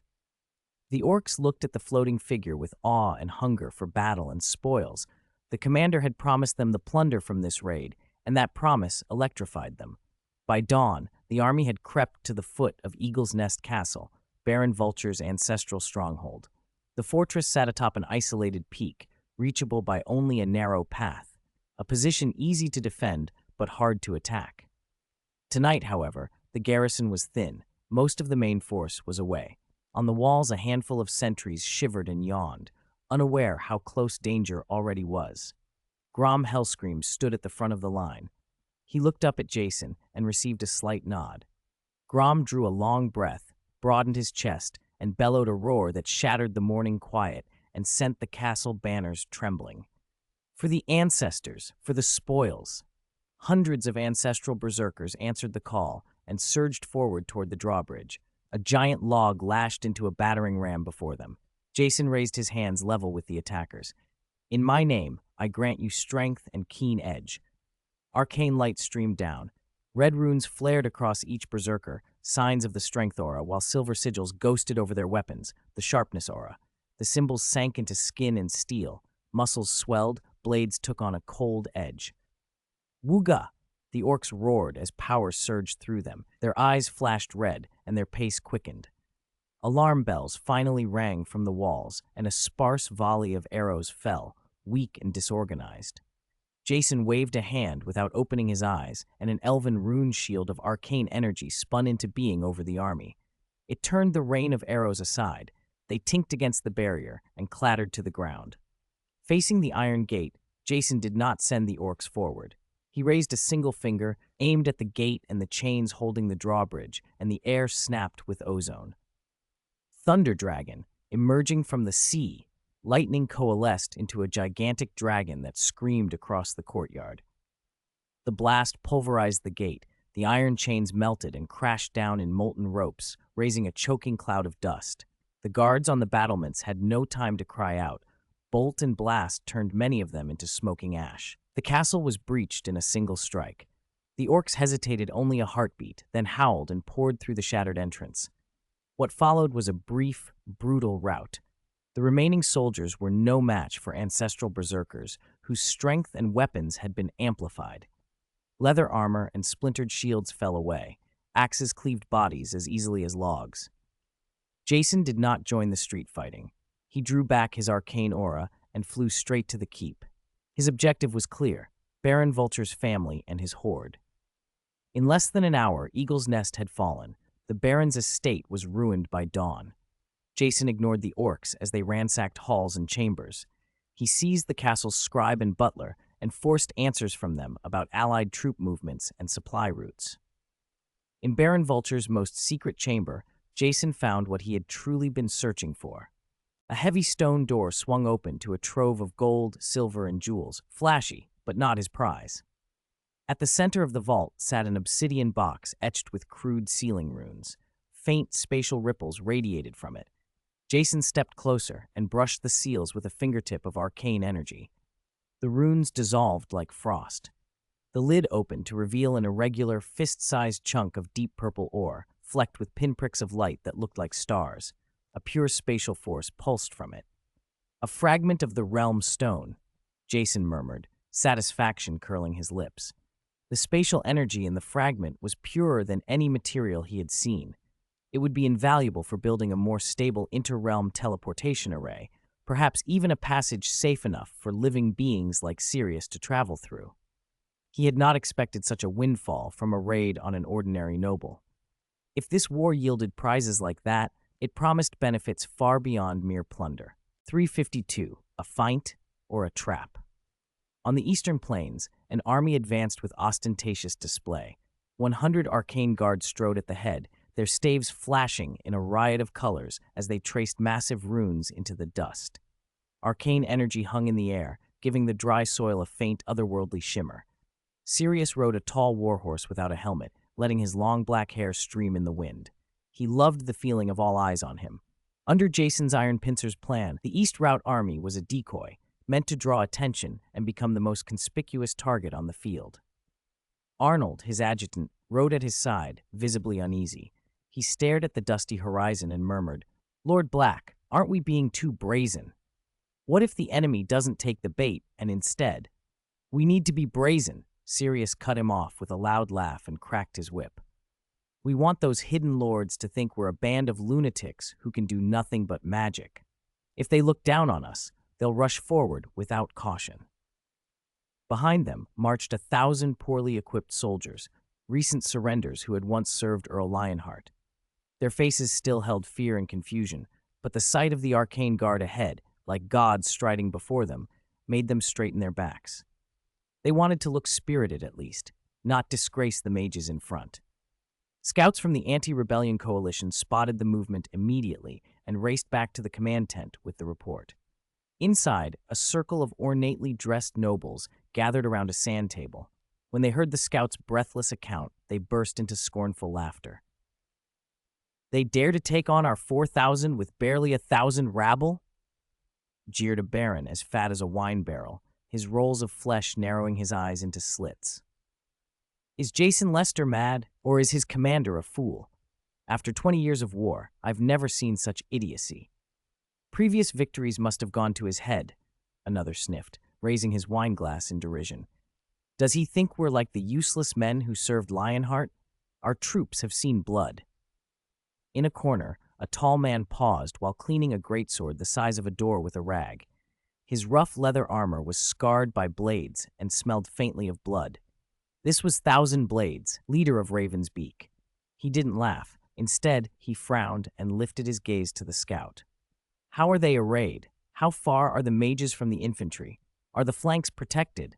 The scout shrank under the cold stare and hurriedly answered, Their line is long and intimidating, but odd. It looks loose without being chaotic. The mages are in front, the infantry about 50 paces behind. Both flanks are basically undefended. It feels like they could close ranks if needed. Loose but not chaotic, able to attack and defend exposed flanks. Thousand Blades repeated the words like a blade finding a notch. This was not the posture of an army prepared to fight to the death. Desperate men would huddle and charge. This formation looked calculated, deliberately showing a weakness to tempt an enemy. It's bait. He stalked to the sand table, heavy boots creaking, and cut through the noble's chatter. The tent fell silent. Every eye turned to him. They're trying to pin us here, make us think they've committed everything. His finger traced the sand where Sirius's force was marked. If this is a feint, their main force has slipped elsewhere to ambush our undefended points. The noble's smirks faded into unease. Then what do we do? Asked the coalition army's commander-in-chief, the brother of Baron Vulture. Despite his rank, he deferred to this veteran mercenary. Thousand Blades' lips curled into a cruel smile, yellowed teeth showing. Turn their trap back on them. He slammed his fist onto the sand where Sirius's troops stood, scattering miniature banners. They're foolish enough to send their elite right into our teeth. Let's eat them. Forget everything else. Concentrate our elite units and at full speed, annihilate that force. His voice brimmed with bloodlust. If we wipe out their arcane guard, Jason's army will be crippled. He'll be ours. The plan stunned the nobles, crazy, but irresistible. Greed flickered across their faces, and the commander-in-chief was tempted. Very well, do it, he ordered. Leave 500 men to guard the camp. Every other force, including Raven's Beak, will attack. I want their heads paving our path to Lionheart City. At once, the coalition camp exploded into action. Thousands marshaled, blades flashing cold in the sun. The earth trembled under heavy boots. The gates burst open, and a vast host surged out, lifting a cloud of dust that rolled toward Sirius's line. What had been a feint was suddenly at risk of becoming an encirclement, with the odds stacked heavily against them. On a nearby rise, Sirius studied the dark tide of troops through a monocular. Arnold's face drained of color. Lord Black, they've all come out! It's a trap! They saw through our plan and mean to swallow us whole. His panic was plain. Sirius lowered the glass, unruffled. A grin split his face, fanatic, eager. His gray eyes shone with the thrill of battle. A trap? He laughed, the sound carrying on the wind. Arnold, the fish has taken the bait, and it's a greedy fish. He remembered Jason's words in the map room before they left, a confident clap on his shoulder. If the enemy goes mad and charges to devour you, lead them into the grinding formation and have some fun. Give the order, Sirius called. The entire army will fall back toward the Western Valley. The Arcane Guard will provide alternating cover. Don't let them break off too easily, but don't let them overcommit either. We'll lead them exactly where we want, like walking a dog. His command steadied the troops. Confidence in Sirius worked better than any pep talk. Yes, Arnold said, the fear thawing into trust. The black banner pivoted. What had looked like a reckless display now, under pressure, withdrew in good order, baiting the furious coalition force toward the trap they had prepared. 353. Gryffindor's Glory. A desperate counterattack. Reinforcements or wolves hungry for blood? The black battle flag snapped in the mountain wind as the troops fell back in good order into a hilly basin. This was the grinding plate formation, the decisive ground Jason had chosen for Sirius on the map. Flanked by steep walls, the narrow river valley at its center left an entrance only a few dozen steps wide, a natural choke point. Once the main force was funneled in, their numbers would become a liability instead of an advantage. Quick, don't let them escape, shouted a commander. Capture that black-haired commander. Baron Lord is offering 1,000 gold coins. Nobles and mercenary captains urged the allied soldiers forward. Eyes blazing with greed, the troops pursued in chaotic eagerness to claim glory. Victory looked close. But Sirius's men retreated deliberately into the choke, holding themselves at the edge of the attack range as if executing a drill. The Allied vanguard surged into the pass, jostling for position, and smashed straight into the trap. "Rise," came the command from an arcane guard officer. Dozens of waist-high stone walls, formed by mud-to-stone spells, thrust up from the earth to create several defensive lines inside the passage. The men at the front, caught unawares, slammed into the sudden barriers and were knocked senseless, bleeding. Those behind shoved the fallen, and the whole formation collapsed into confusion. Then the ground beneath their feet softened. Dozens of spiked pistons thrust upward, turning the floor into a field of jagged iron thorns. Screams erupted, blood stained the ground. Men were impaled through their feet and torsos, going down with cries only to be trampled by the ranks behind them. The Allied forces' first charge had been thrown into chaotic retreat. Sirius stood on a high ridge beside the choke, arm raised, issuing orders in a voice that cut through the dust. "Squad 1, Ice Roar. Freeze that group of cavalry trying to climb the slope on the left." A cold wind swept through the valley, carrying stinging hail. Dozens of cavalrymen and their horses, attempting to flank on the hill, were encased in ice, toppled and shattered as they tumbled down the slope. "Squad 2, Chain Blazing Impact. Target the center. Hit them all." Strings of fireballs slammed into the packed infantry, ricocheting and exploding among them, walling the passage in flame. Flesh and blood flew in the narrow corridor. Men stumbled and screamed in the inferno, the air filled with the sickening stench of burning. Only the thunder of arcane power remained in the valley. Useless. Thousand Blades snarled from a distance as he watched his men fall one by one, his face ashen. He had already spotted the weakness in that magic formation. No matter how skilled a spellbinder is, their magic will run out. He roared at the dozen elite mercenaries around him. "Follow me. Climb the side walls. Get that commander, and their spells will fall apart." Strapping his greatsword, a slab of steel like a door, to his back, Thousand Blades led the way, scaling the cliff. His agile elite followed, slipping and clinging past flares of stray magic, determined to reach Sirius. "My lord, be careful," his adjutant Arnold called. Sirius had noticed the flanking squad. He did not show fear. He smiled, fierce and calm. "I leave this place to your command. Hold the front," he told Arnold, then turned his attention to Thousand Blades climbing on the cliff, his gray eyes alight with battle. In an instant, Thousand Blades and his men widened their eyes. The tall figure before them shimmered and changed. Where a man had stood, a black mastiff the size of a wolf now crouched, all muscle and controlled power, eyes glinting with savage intelligence. The mastiff growled low and sprang, claws carving grooves in the rock as it ran up the vertical face toward Thousand Blades. The mercenary leader stared. He had never seen such a transformation, but his instincts told him this beast was deadly. He drew his greatsword in a two-handed backhand, and a light green battle aura flared over his body like an angry flame. Dog and man collided on the cliff. Thousand Blades' blade descended with crushing force. The mastiff slipped aside, rasping claws and teeth against rock. The beast lunged to bite the leader's throat. Steel met fangs with a ringing clang, sparks flying as the sword blocked the jaw. The dog's grip couldn't sink deep through the warrior's aura, but the shock of impact numbed Thousand Blades' arm. On the vertical battleground, the blades whoosh and the mastiff's growls blended as loose stones rained down. Using the animagus form's agility, Sirius danced around the greatsword, probing for a weakness in the battle aura. For a time, he managed to pin the veteran mercenary halfway up the slope, neither able to advance nor retreat. But below, the front line was under perilous strain. The Arcane Guard poured out spell after spell and were burning their reserves. Some mages' faces had gone pale. They had to halt and meditate to recover, and the density and potency of their attacks fell. Egged on by desperation, the Allied soldiers climbed over their dead and renewed their assault on the stone barriers. Casualties on Sirius's defensive line mounted.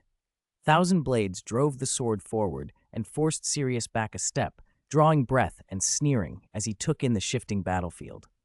"You beast are troublesome," he spat. "I'll gut you, and then your men will crumble."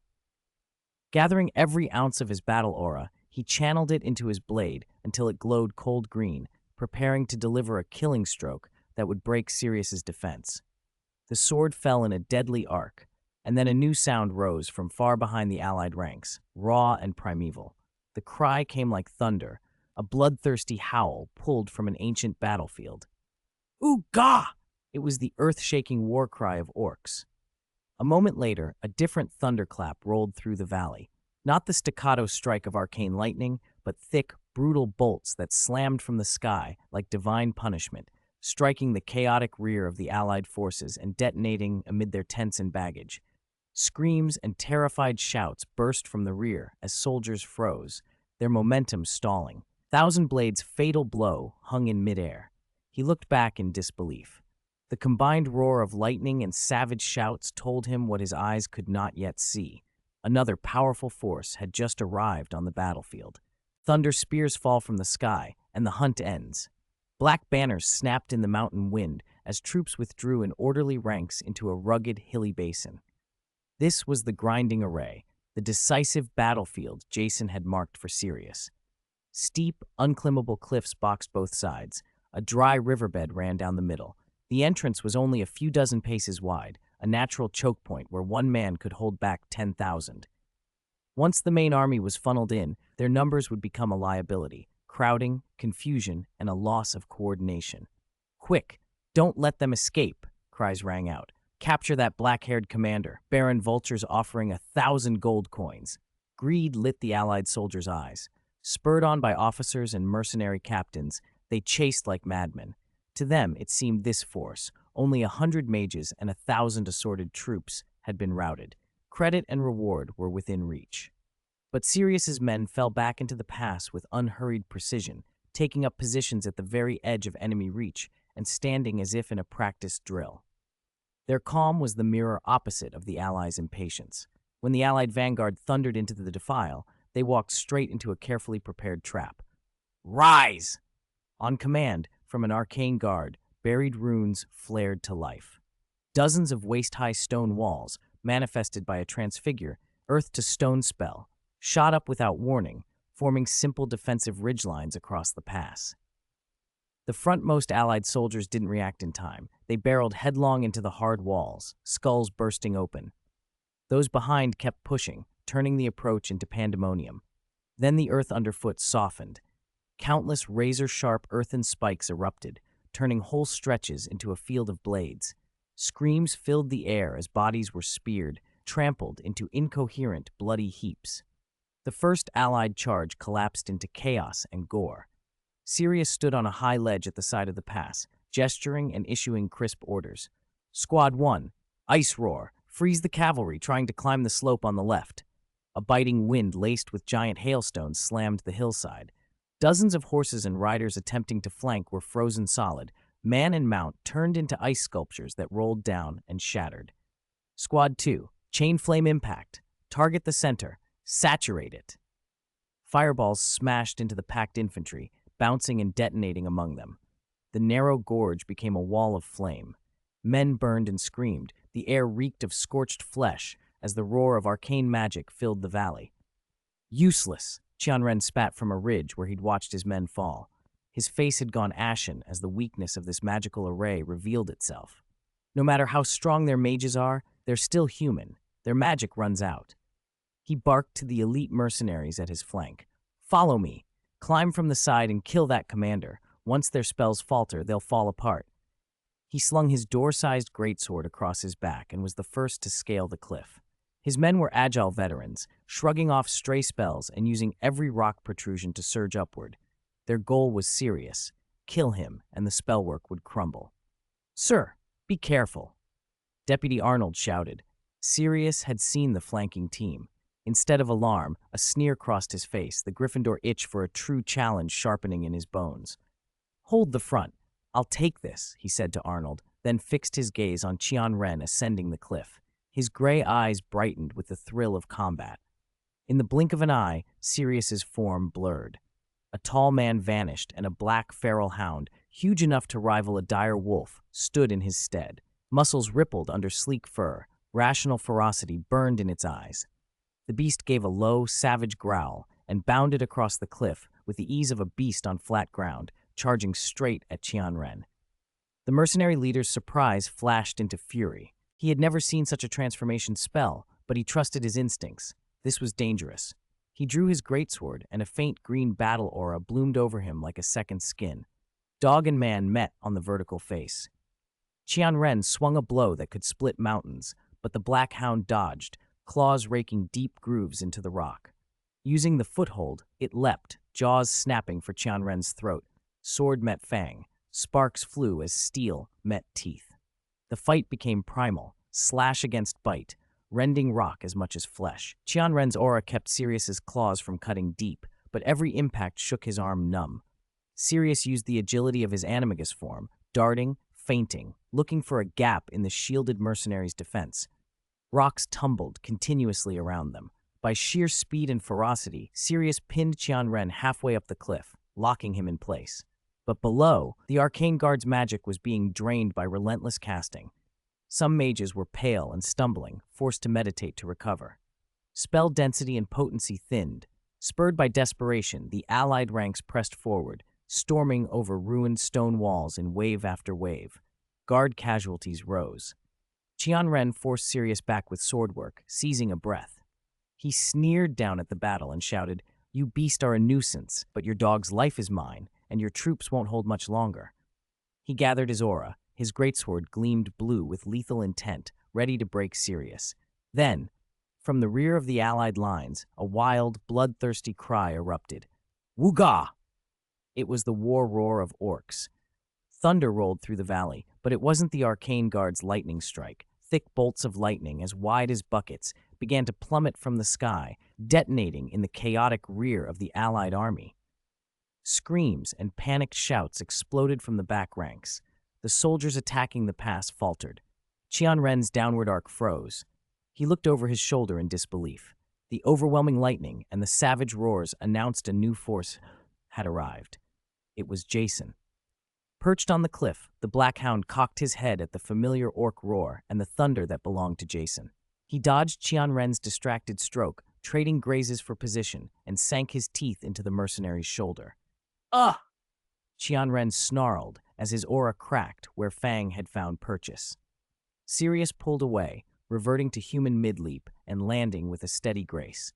He wiped blood from his mouth and roared down to his troops. "Reinforcements are here. The glory of Gryffindor. Now! Sound the counterattack horn and charge with me." A thunderous cheer answered. The men, their fear turning to ferocity, surged like a flood out of the defile and struck the allied flank. With attacks from front and rear, the allied formation collapsed utterly. Panic spread. Baron Vulture's brother, the allied commander-in-chief, snapped orders as flames licked their rear and rout opened in front. A blood-covered scout galloped up and gasped at his stirrups, hoarse with the news. "Sir, the Eagle's Nest Fortress fell an hour ago. Your family." The shout broke him. He spun his horse and bolted, desperate to flee. He had only ridden a few paces when a blinding spear of lightning descended from the sky, precise and merciless. It pierced him from behind, pinned horse and rider to the ground, reduced to a charring corpse in an instant. A thunder spear. The commander's death snapped what little cohesion remained. On the cliff, Qianren watched his men scream and saw the distant flash of victory horn and enemy cheers. He watched the allied commander's blackened body and felt the tide turn. "Damn it!" he cursed, faking to drive Sirius back before spinning to force his way through the chaos and escape. Survival was everything to a mercenary. Then a voice, calm, indifferent, without warning, floated from above him. "You're not going anywhere." Qianren's eyes snapped upward. Jason hung in the air, impossibly still. There was no ripple of magic about him. He simply belonged to the sky itself. Golden eyes fixed on Qianren, cool and indifferent. Every hair on the mercenary's body rose. A cold dread crawled up his spine. His battle aura, proud and tight, felt sluggish under that gaze, not suppressed by power level so much as overwhelmed by a superior life force. It was as if he faced not a man, but inevitability. Any thought of resistance already felt absurd. "Surrender or die," Jason said. Muscles twitched. The veins in Qianren's hands bulged. He wanted to roar, to fight, but the golden eyes erased the courage. He let the great sword fall, an old, heavy weapon clattering on rock, and dropped to one knee, head bowed. With their commander dead and their strongest fighter subdued, the Allied forces went to pieces. Men threw down weapons and knelt in the dust, the mountainsides filled with surrendered troops. The hunt was over. Jason landed among the prisoners and his own battered but triumphant men, contemplating the field. His face was calm. The war was ended, but the integration of this land had only just begun. "Your strength is good," Jason said to the kneeling Qianren. "Want to change bosses and do bigger business? The reward will be a sight you can't even imagine." 355. Conquer the 1,000 blades and aim for the 4th level. The war had just ended. Gunpowder smoke still hung over the Millstone River Valley, and the lowering sun bathed the land in a dark red. The air smelled of blood, char, and churned earth. Survivors moved through the battlefield in silence, gathering the bodies of comrades with numb faces. The enemy dead were treated with less care. After scavenging anything usable, the soldiers piled the corpses for burning. Where the human camp was subdued and quiet, the orcs answered with a roar of celebration. Jason had kept his promise. Captured weapons, armor, horses, and most of the gold, silver, and food taken from the Allied camp were stacked like mountains and handed over to the orc reinforcements. "Wooga, for the Lord of Dawn!" a tall orc chieftain bellowed, raising a steel axe. His cry was met with shields beaten and a thunder of voices as the orcs danced around the piles of spoils. These tribes had been poor for generations. Such a bounty of iron and wealth was beyond what they had dared imagine. Jason had given it to them. "Jason, you're generous," Sirius said, approaching. His left arm was in a sling, a wound from his battle with Qianren. Watching the orcs celebrate, he smiled but added, "Aren't you afraid that feeding them so well will make them harder to control later? Feed them, then make them fear me. That's how you control them." Jason's gaze swept the scene. "Today I give. Tomorrow I can take back. They understand that. For now, they fear me and will follow." Sirius nodded and looked toward the rows of shackled prisoners guarded by orcs. At the front of that line knelt a conspicuous figure, Qianren, the mercenary commander. The Allied commander lay impaled where lightning had struck him, already beginning to decay nearby. Jason walked forward. The orcs fell silent and formed a path for him. All eyes tracked Jason to the kneeling Qianren. "Have you decided?" Jason asked flatly. Qianren raised his head slowly. The hollow, defeated look had gone. In its place was a conflicted expression, as if he were weighing a single terrible choice. He glanced at the men behind him, then at the corpse of their commander. He drew a long breath. "Can our Raven's Beak brothers survive?" he asked in a low voice. "Yes." Jason's reply was simple. "But the name Raven's Beak dies with your defeat." A faint golden light flickered at Jason's fingertip. "From today, you will be the first armed force of the New Dawn Church, codenamed Dark Claw. You will handle anyone who disobeys the Church, doing the dirty work that cannot be spoken of. In return, you will receive far greater pay and higher status." Jason looked Qianren in the eyes. "You, Qianren, will be the first commander of Dark Claw. The price is that you and your trusted subordinates must sign soul contracts with me." Hearing soul contract, Qianren's face fell. It meant surrendering freedom, having life and death decided by another. Yet looking into Jason's calm, golden eyes, he realized he had no choice. He was a mercenary who answered to coin and strength. Following Jason would cost his freedom, but the gains could be enormous. "I accept." He lowered his head and pressed his forehead to the cold ground.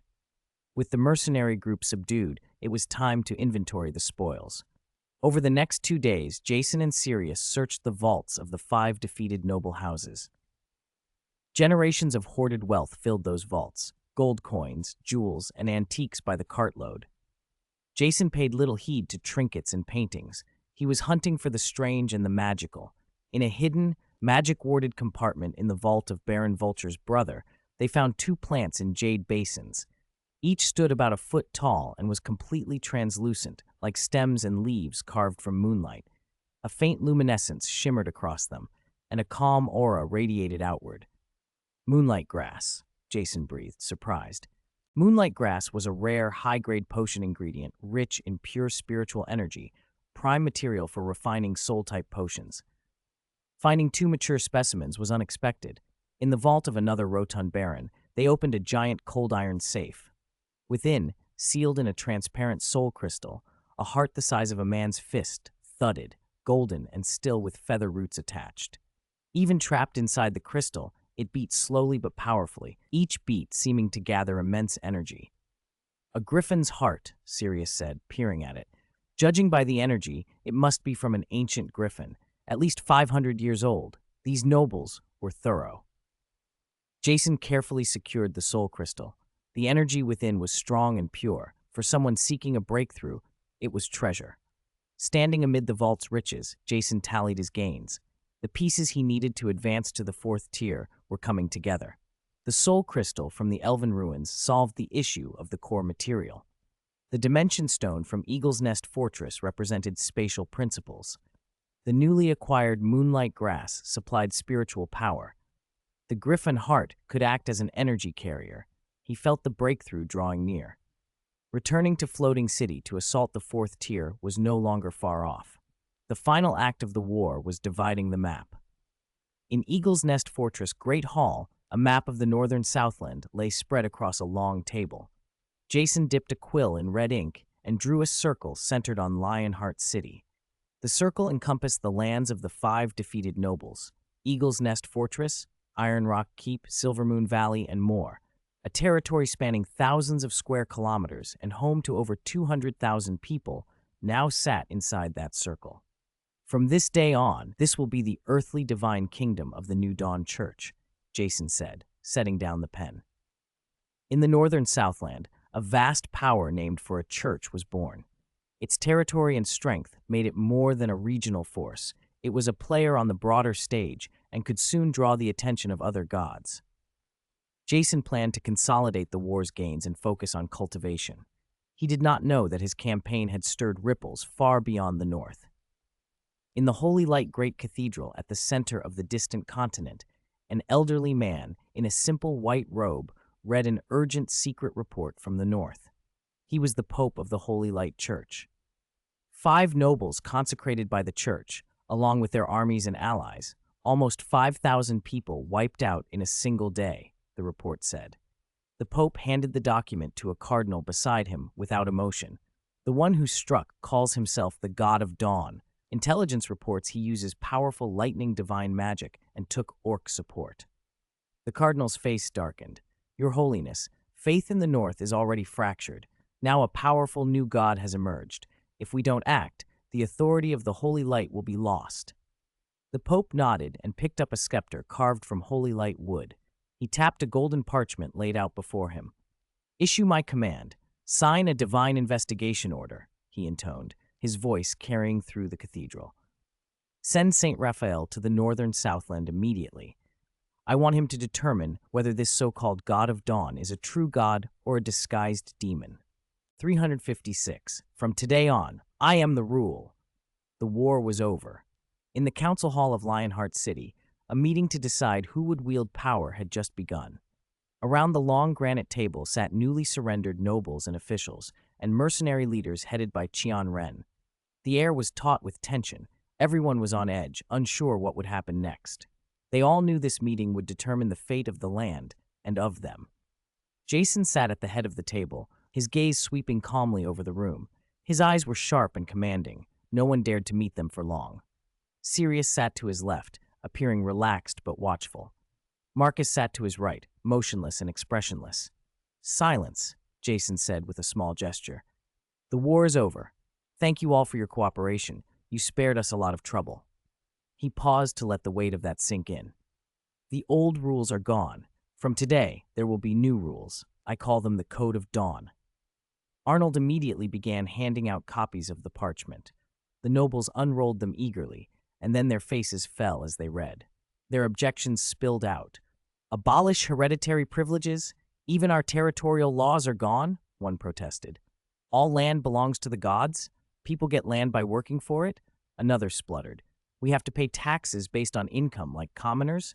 Someone else asked in disbelief. Children forced to learn reading and arithmetic. Isn't this uprooting everything that makes us noble? An old viscount whispered hoarsely. Without us, the territories will fall into chaos. With those words, Marcus's gray eyes locked on him. The former inquisitor said nothing, but his stare chilled the Viscount to the bone. Cold sweat broke out. He clamped his mouth shut. Jason didn't flinch. "I know what you're thinking," he said. "The code strips away your old privileges, but it also offers a new path. Those of you willing to support the code and hand over governance and private armies may exchange them for the status of honorary citizens and positions in the church. Your family wealth remains yours. You can do business, live comfortably, but you will no longer be local sovereigns." His voice hardened. "If you refuse, the dungeons are empty, and the Allied commander's body isn't even cold yet." The threat was blunt and effective. With Marcus's cold gaze on one side and Jason's pressure on the other, none of the nobles dared refuse. They knew resistance now meant certain death. Faced with death or surrendering power to preserve wealth, they chose the latter. When the nobles were settled, Jason turned to Qianren. "Qianren, here," Qianren answered, springing to his feet with a respectful bow. "You were once called Raven's Beak, mercenaries for hire, with no honor and no allegiance." Jason rose and stepped toward him. "From today, I give you a new identity and a new name." Arnold unfurled a black banner and presented it. It bore no ornate embroidery, only an emblem of intertwined claws and daggers, grim and precise. "You shall be the Dark Claw, the blade of the church, charged with handling what must remain unseen. You are no longer mercenaries. You are weapons in my hand, for external threats and internal purges, answerable only to me." Jason handed Qianren a token signifying the Dark Claw Commander's office. "This is your official title and the rules that bind you. Sign." A soul-bound contract shimmered before Qianren, the parchment traced in golden sigils. His breath came a little fast. He looked from the banner to Jason's steady eyes, and whatever hesitation he had vanished. Kneeling on one knee, he pressed his palm to the contract. "I, Qianren, pledge to lead the Dark Claw and serve the Lord of Dawn unto death." The contract flared into golden light and vanished, an imprint flashing across his forehead. The most formidable mercenary force in the Southern Territory had now become Jason's private arm. Finally, Jason addressed Marcus and Arnold. "Marcus, Arnold, I appoint you as the first itinerant bishops of the church. You will carry the code into the newly annexed lands, tear down the idols of false and evil gods, and build churches for our God of Dawn. From the surrendered priests, choose and train clergy of our own. Within 3 months, I want the faith of Dawn spread everywhere." "As you command," they said in unison, bowing to accept the charge. One meeting had laid the political and spiritual foundation of the nascent Dawn Kingdom. When the others had taken their orders and departed, leaving only Jason and Sirius in the hall, Jason breathed out, long and low. "This kingdom will depend on you to guard it from now on. When I am absent, you will be the supreme executive. Stabilize the situation, implement the code, and wait for me to emerge from seclusion." He clapped a hand on Sirius's shoulder. "Once things are stable, we can invite people from the magical world. We will change this terrible world." Sirius grinned. "Don't worry, running a country is a lot easier than fighting Lord Voldemort. Go on and break through in peace. By the time you come out, I might have annexed the neighboring territory. I'll make sure those stubborn wizards get the shock of their lives." Jason only smiled and said no more. He walked alone down to the Chamber of Secrets deep within the castle. There, he would enter seclusion. Dimension stones, moonlight grass, griffin hearts, every high-grade resource seized during the war had been gathered. He was ready to break through to the 4th stage. All that remained was to seclude himself and accumulate power for that crucial step. The stone door of the Chamber of Secrets closed slowly behind him, cutting him off from the outside world. Jason's period of secluded cultivation officially began. 357. The road to God is opened, and the holy light is coming. Deep within the castle of Lionheart City, in the most secret chamber, heavy stone doors sealed out the world. Runes carved into the walls glowed faintly, lending the room an uncanny stillness and security. Several treasures hovered in the darkness, each emitting its own light and illuminating Jason's intent face. The soul crystal taken from the elven ruins shone perfectly clear, giving off an aura that soothed and strengthened the spirit. Fragments of a dimensional stone seized from Eagle's Nest Fortress shimmered with spatial ripples, their irregular facets bending the air around them. 2 leaves of moonlight grass glowed with a cool radiance that calmed the mind. And the golden griffon heart, sealed in a magic crystal, pulsed with powerful life force that made the crystal hum softly. These were the spoils he had won by starting the war. According to the plan he had coordinated with the floating city, it was time to refine those materials into his own power. Jason did not simply absorb the energies at random. Like a master arcanist, he closed his eyes and used his mental discipline to probe each treasure, analyzing their energy compositions and rules. Soul essence, spatial laws, spiritual nourishment, life energy, stable structure, no rejection, can be absorbed simultaneously, he thought. Streams of information converged in his mind and were parsed. When he opened his eyes a moment later, a plan had formed. The Grand Sun Codex within him began to circulate, generating a suction that first drew in the soul crystal. Pure soul power flowed out like a gentle brook, carefully merging with Jason's demigod body. He felt his soul being nourished and made denser, slow, steady, and pleasantly strengthening. Next, Jason guided in the power of the other 3 treasures. The wildlife energy of the griffin heart surged into his meridians, roaring toward eruption. Before it could destabilize him, the cool, tranquil energy from the moonlight grass wrapped around it, tempering and guiding the surge. The spatial power from the dimension stone fragments formed an invisible lattice around his spiritual sea, stabilizing the newly tamed energy and preventing his inner world from being overwhelmed. Under the Grand Sun Codex's transmutation, these blended energies refined into a single pure nourishment that could be assimilated by his demigod body. 4 treasures, 4 attributes, forged an energy circuit. Jason's foundational strength rose rapidly, but in a steady, controlled way. 3 days later, he paused his cultivation briefly and left the Chamber of Secrets for a room fitted with a communication array. He infused it with mana, the central crystal flared to life, and a view of the floating city appeared. Hermione looked at him with concern. Professor Snape stood behind her, his expression as cool as ever, though a faint lift of an eyebrow showed he was watching closely. "Jason, your aura, it feels stronger, but it's also turbulent. Are you all right?" Hermione asked. "It's fine. I've found a good method," Jason said with a small smile. "I've made a breakthrough in my research. I'll transmit the data and samples to you." He organized the analysis of the synergistic effects he'd observed over the past 3 days and sent the files through the teleportation array along with a small shard of the dimensional stone and a leaf of moonlight grass. When Snape plucked the leaf from the array with a combative spell and sensed the purity of its tranquil energy, a rare glint passed through the potion's master's eyes. "A very good spiritual stabilizer carrier. Very high purity," Snape murmured, mostly to himself. "The data is insufficiently detailed. I want to report on its decay rate in different magical environments." That was his way of showing approval. Dumbledore's face then appeared on the screen, relief softening his features. "My boy, it seems your progress is going well." "Yes, Headmaster," Jason replied, his tone turning serious. "We need to finalize the ultimate plan."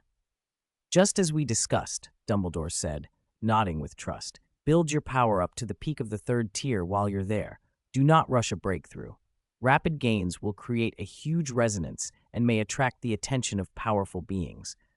The moment you feel you're one step from advancing, return to the floating city using the coordinates we've reserved."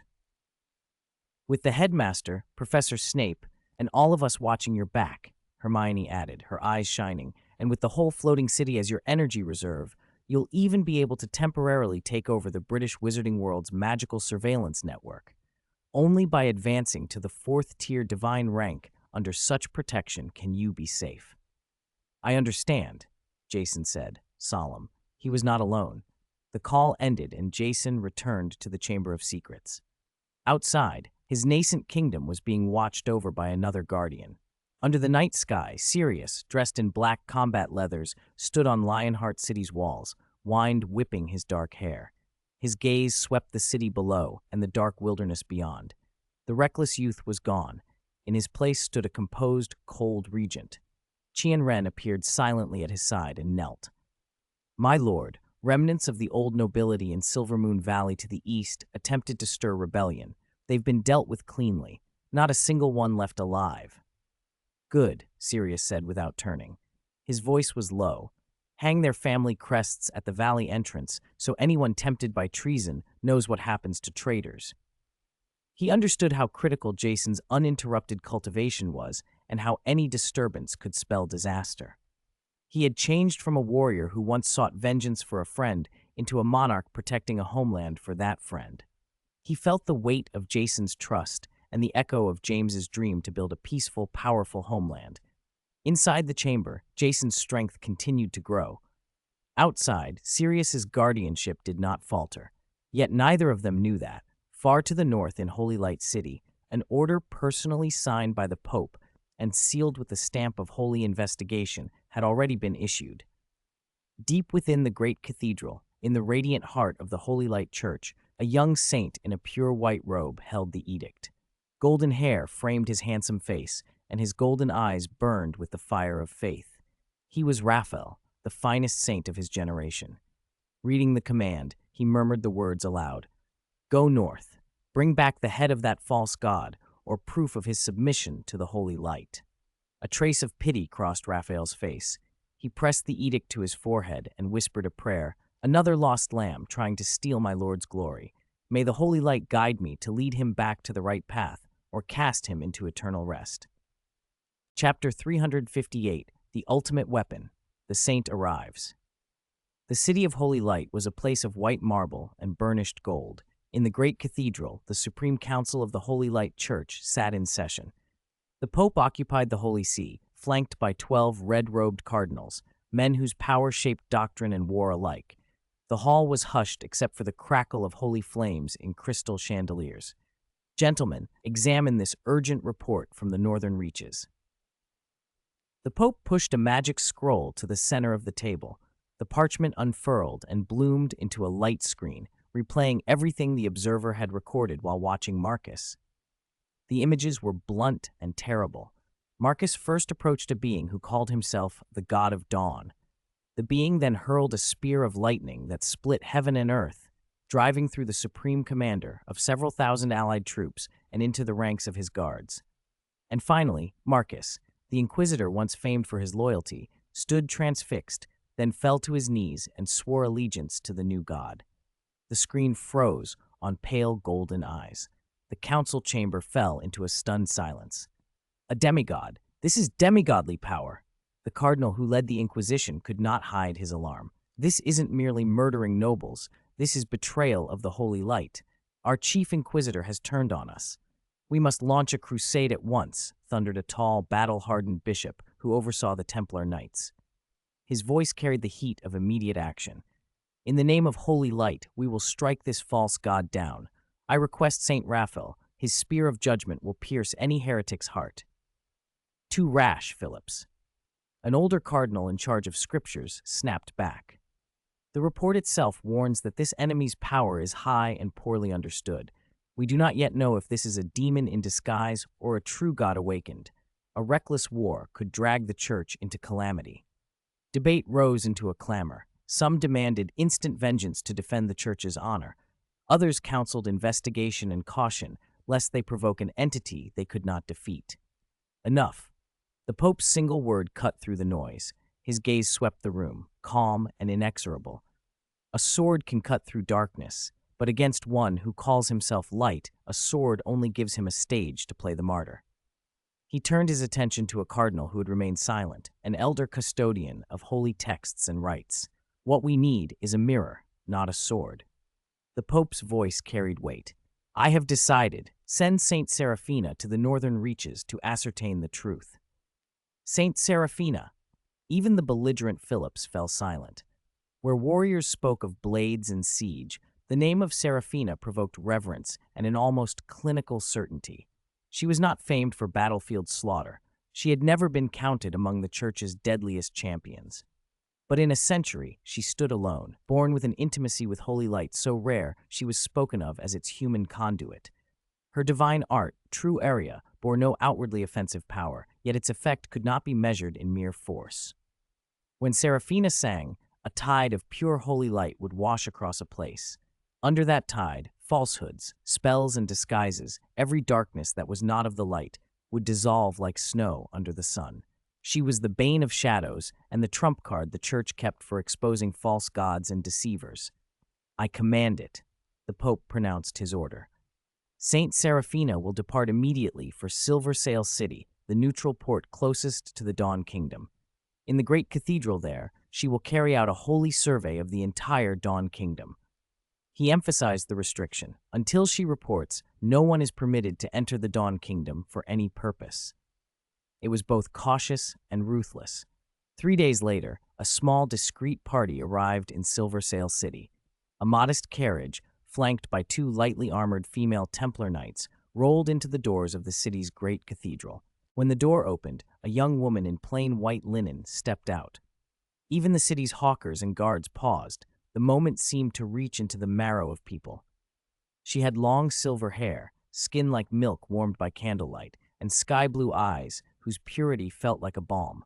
Wherever she stood, the air itself seemed a shade kinder, as if the world's grime had been swept away. She was Saint Seraphina. Though she had arrived without fanfare, the name spread with the speed of faith. Within hours, crowds gathered at the cathedral's steps. Believers, the curious, the desperate. Even the sick were carried to kneel outside, hoping for a miracle. Seraphina turned aside all greetings and requests, refusing visits from the local bishop and the city's nobles. With her 2 Templars, Fiona and Lillian, she withdrew to a prayer room on the cathedral's top floor. "Fiona, Lillian," she murmured, her voice chiming like wind through glass. "From now until I finish, protect me. Let no one disturb me. Bring only clear water and white bread. I must fast and purify for 3 days to attune myself." "Yes, Your Holiness." The 2 knights dropped to one knee. They were the orphans she had taken in as a child, her most loyal guardians. A vast investigation directed at the Dawn Kingdom had begun. Yet in the east, Jason remained sealed in the Chamber of Secrets, and Sirius busied himself with consolidating his hold. Neither suspected that an enemy prepared to pry into their core had already arrived on their doorstep. As Seraphina entered her fast, the skies above Silver Sail City cleared with an unnatural swiftness and held cloudless for days. A faint, heavenly sheen seemed to hang in the air. In a basement beneath a merchant's home, a lone cultist invoking an abyssal demon screamed. The demon statue on his altar shattered with hairline cracks as black energy fled, purified by an unseen hand. He looked upward in terror, as if some eye of judgment had turned toward him. Sensitive mages and priests around the city felt it too, a vast, pure force gathering above them. It was like an invisible eye opening, indifferent, just its gaze preparing to sweep toward the newly independent kingdom in the east. 359, Silent Duel above the sky. After 3 days of fasting, as the first ray of dawn pierced the eastern darkness, Saintess Seraphina opened her sky-blue eyes atop the highest spire of the great cathedral in Silver Sail City. She seemed like a holy relic wrought from pure holy light, not a speck of dust marring her composure. She extended her hands, clasped them to her chest, and an ethereal, sacred chant slipped from her lips.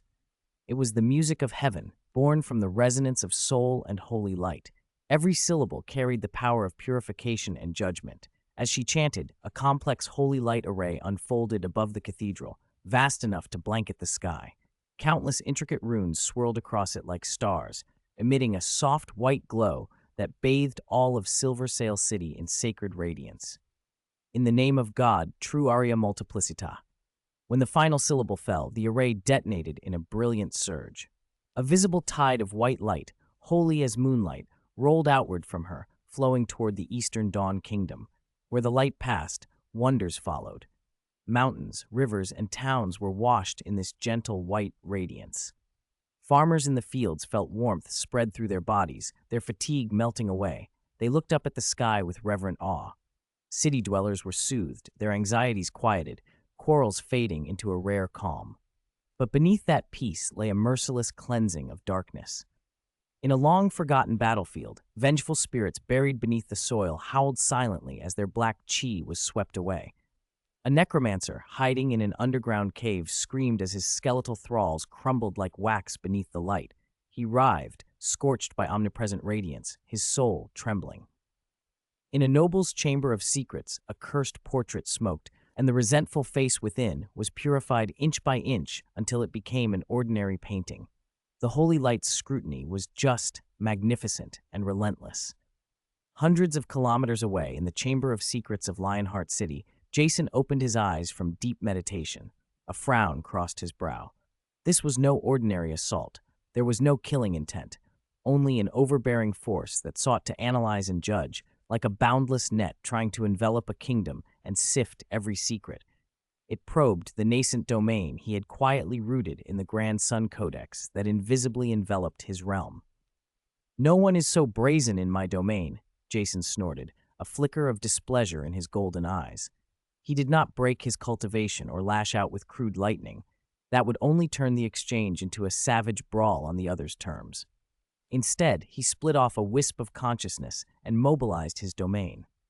If the opponent's power was holy light, pure and judging, his was the light of the morning sun, a life-giving radiance. Golden power rose from Lionheart City and spread toward the kingdom's borders. In the sky above the border between the Dawn Kingdom and Silver Sail City, a miraculous sight unfolded that no observer would forget. The western sky was cloaked in a sacred, pure white light, noble, serene, like unsetting moonlight, carrying the majesty of divine judgment. The eastern sky glowed with a layer of golden morning light, warm, vast, and brimming with hope, as if a new world were being born. Two utterly different, yet equally vast and magnificent lights met, converged, and intertwined overhead. They halted within their respective territories, forming a shimmering wall of gold and white that stretched across the firmament. On one side stood the judgment of a god, on the other, the protection of a king. A silent duel played out in the heavens. Pft! On the great cathedral's tower, Seraphina's chant was suddenly cut off. Her body swayed. A thread of crimson bled from the corner of her pale mouth. Her true aria had been interrupted. She could feel that her divine art had been blocked by a power just as vast and sacred, yet fundamentally different, calm and sovereign, as if a monarch had simply drawn a line across his own territory and declared, with measured majesty, "Halt, this is my domain." She had only felt this before when confronting the Pope, bearing a holy relic, and sensing the Pope's own holy light domain. Seraphina stared eastward at the golden morning light, shock and confusion clouding her eyes, and murmured to herself, "This is not a lie, nor a disguise. There is not a trace of evil or darkness. This is not a false god. This is another truth?" Her worldview staggered under a blow it had never known. In the doctrines of the Holy Light Church, light was unique and the holy light supreme. Yet now she had witnessed another light, completely different, yet no less potent than the holy light she had believed absolute. This was no ordinary matter for an inquisition. It was the opening of a doctrinal struggle. In Lionheart City's Chamber of Secrets, Jason slowly withdrew his power. The wall of light in the sky dissolved, and the golden morning radiance receded within the Dawn Kingdom's borders as if it had never been. The brief exchange had taught him more about the reach of his domain and the nature of the Grand Sun Codex's power. His path was strong enough to contend with the ancient gods of their world. He knew this probing was only the beginning, a test. Passive defense was never his way. It was rude not to answer in kind. Jason opened his eyes. The treasures in the Chamber of Secrets still glowed faintly around him. He spoke into the empty air, his voice carrying with calm authority. "Sirius, send out an invitation for me." The air in the secret prayer room beneath Silver Sail City's cathedral was icy. Saintess Seraphina looked pale as she stood before the communication array. The light screen projected the shadowed council hall of the City of Holy Light, and the Pope's face filled the display, grim and severe. "Your Holiness, that is the situation." Seraphina's voice was thin but measured. "Their power is very strong, different from the holy light, but still of the light aspect. My divinations were blocked. I could detect nothing. I judge this to be a new god, one not recorded in any scripture." Silence spread across the light screen. A wholly new god of light, whose strength could rival the Saintess. Such news left the pontiff and the bishops stunned. Then the heavy wooden door was knocked open, a sharp urgency in the sound. "Your Highness Saintess! Emergency!" came the breathless shout of the guard knight Fiona from the corridor. Seraphina frowned, gave a slight bow toward the image of the Pope, and cut the line. "Come in." Fiona burst into the room, armor clanking, face taut. Your Highness, a messenger has arrived outside the cathedral. He claims to be from the Dawn Kingdom and insists on seeing you. Seraphina's surprise was genuine. She had only just completed her inquiry. How had they moved so fast, and why come here? Is he alone? No, 3 people. Fiona's voice trembled. Their leader, he radiates a very strong presence. He did not conceal his power. The city guards froze. Nobody dared stop them. They're making a scene in the light plaza. The citizens are gathering. Seraphina felt her stomach drop. This was no secret envoy. It was a public display. They meant to drag the hidden conflict into daylight. She smoothed her white linen robe and drew herself up, composed. Bring them in. I will receive him in the cathedral's main hall. When she entered the main hall, bishops and Templar knights were already assembled, all stern and watchful. The great doors stood open, and the late afternoon sun fell across 3 tall figures in the nave. The man in front was Sirius Black. He wore a tailored black suit with a silver brooch at his breast. His black curls brushed his shoulders. A faint smile touched his lips.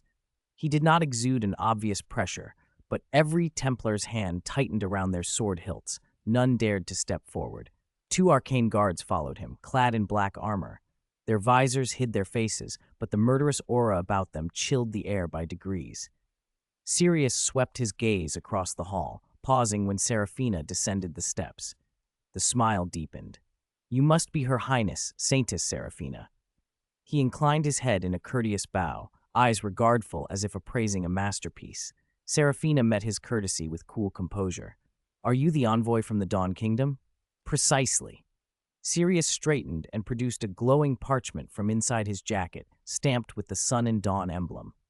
By my lord's command, I bring an invitation for your highness. A captain of the knights moved forward to take the scroll, but Sirius halted him with a glance.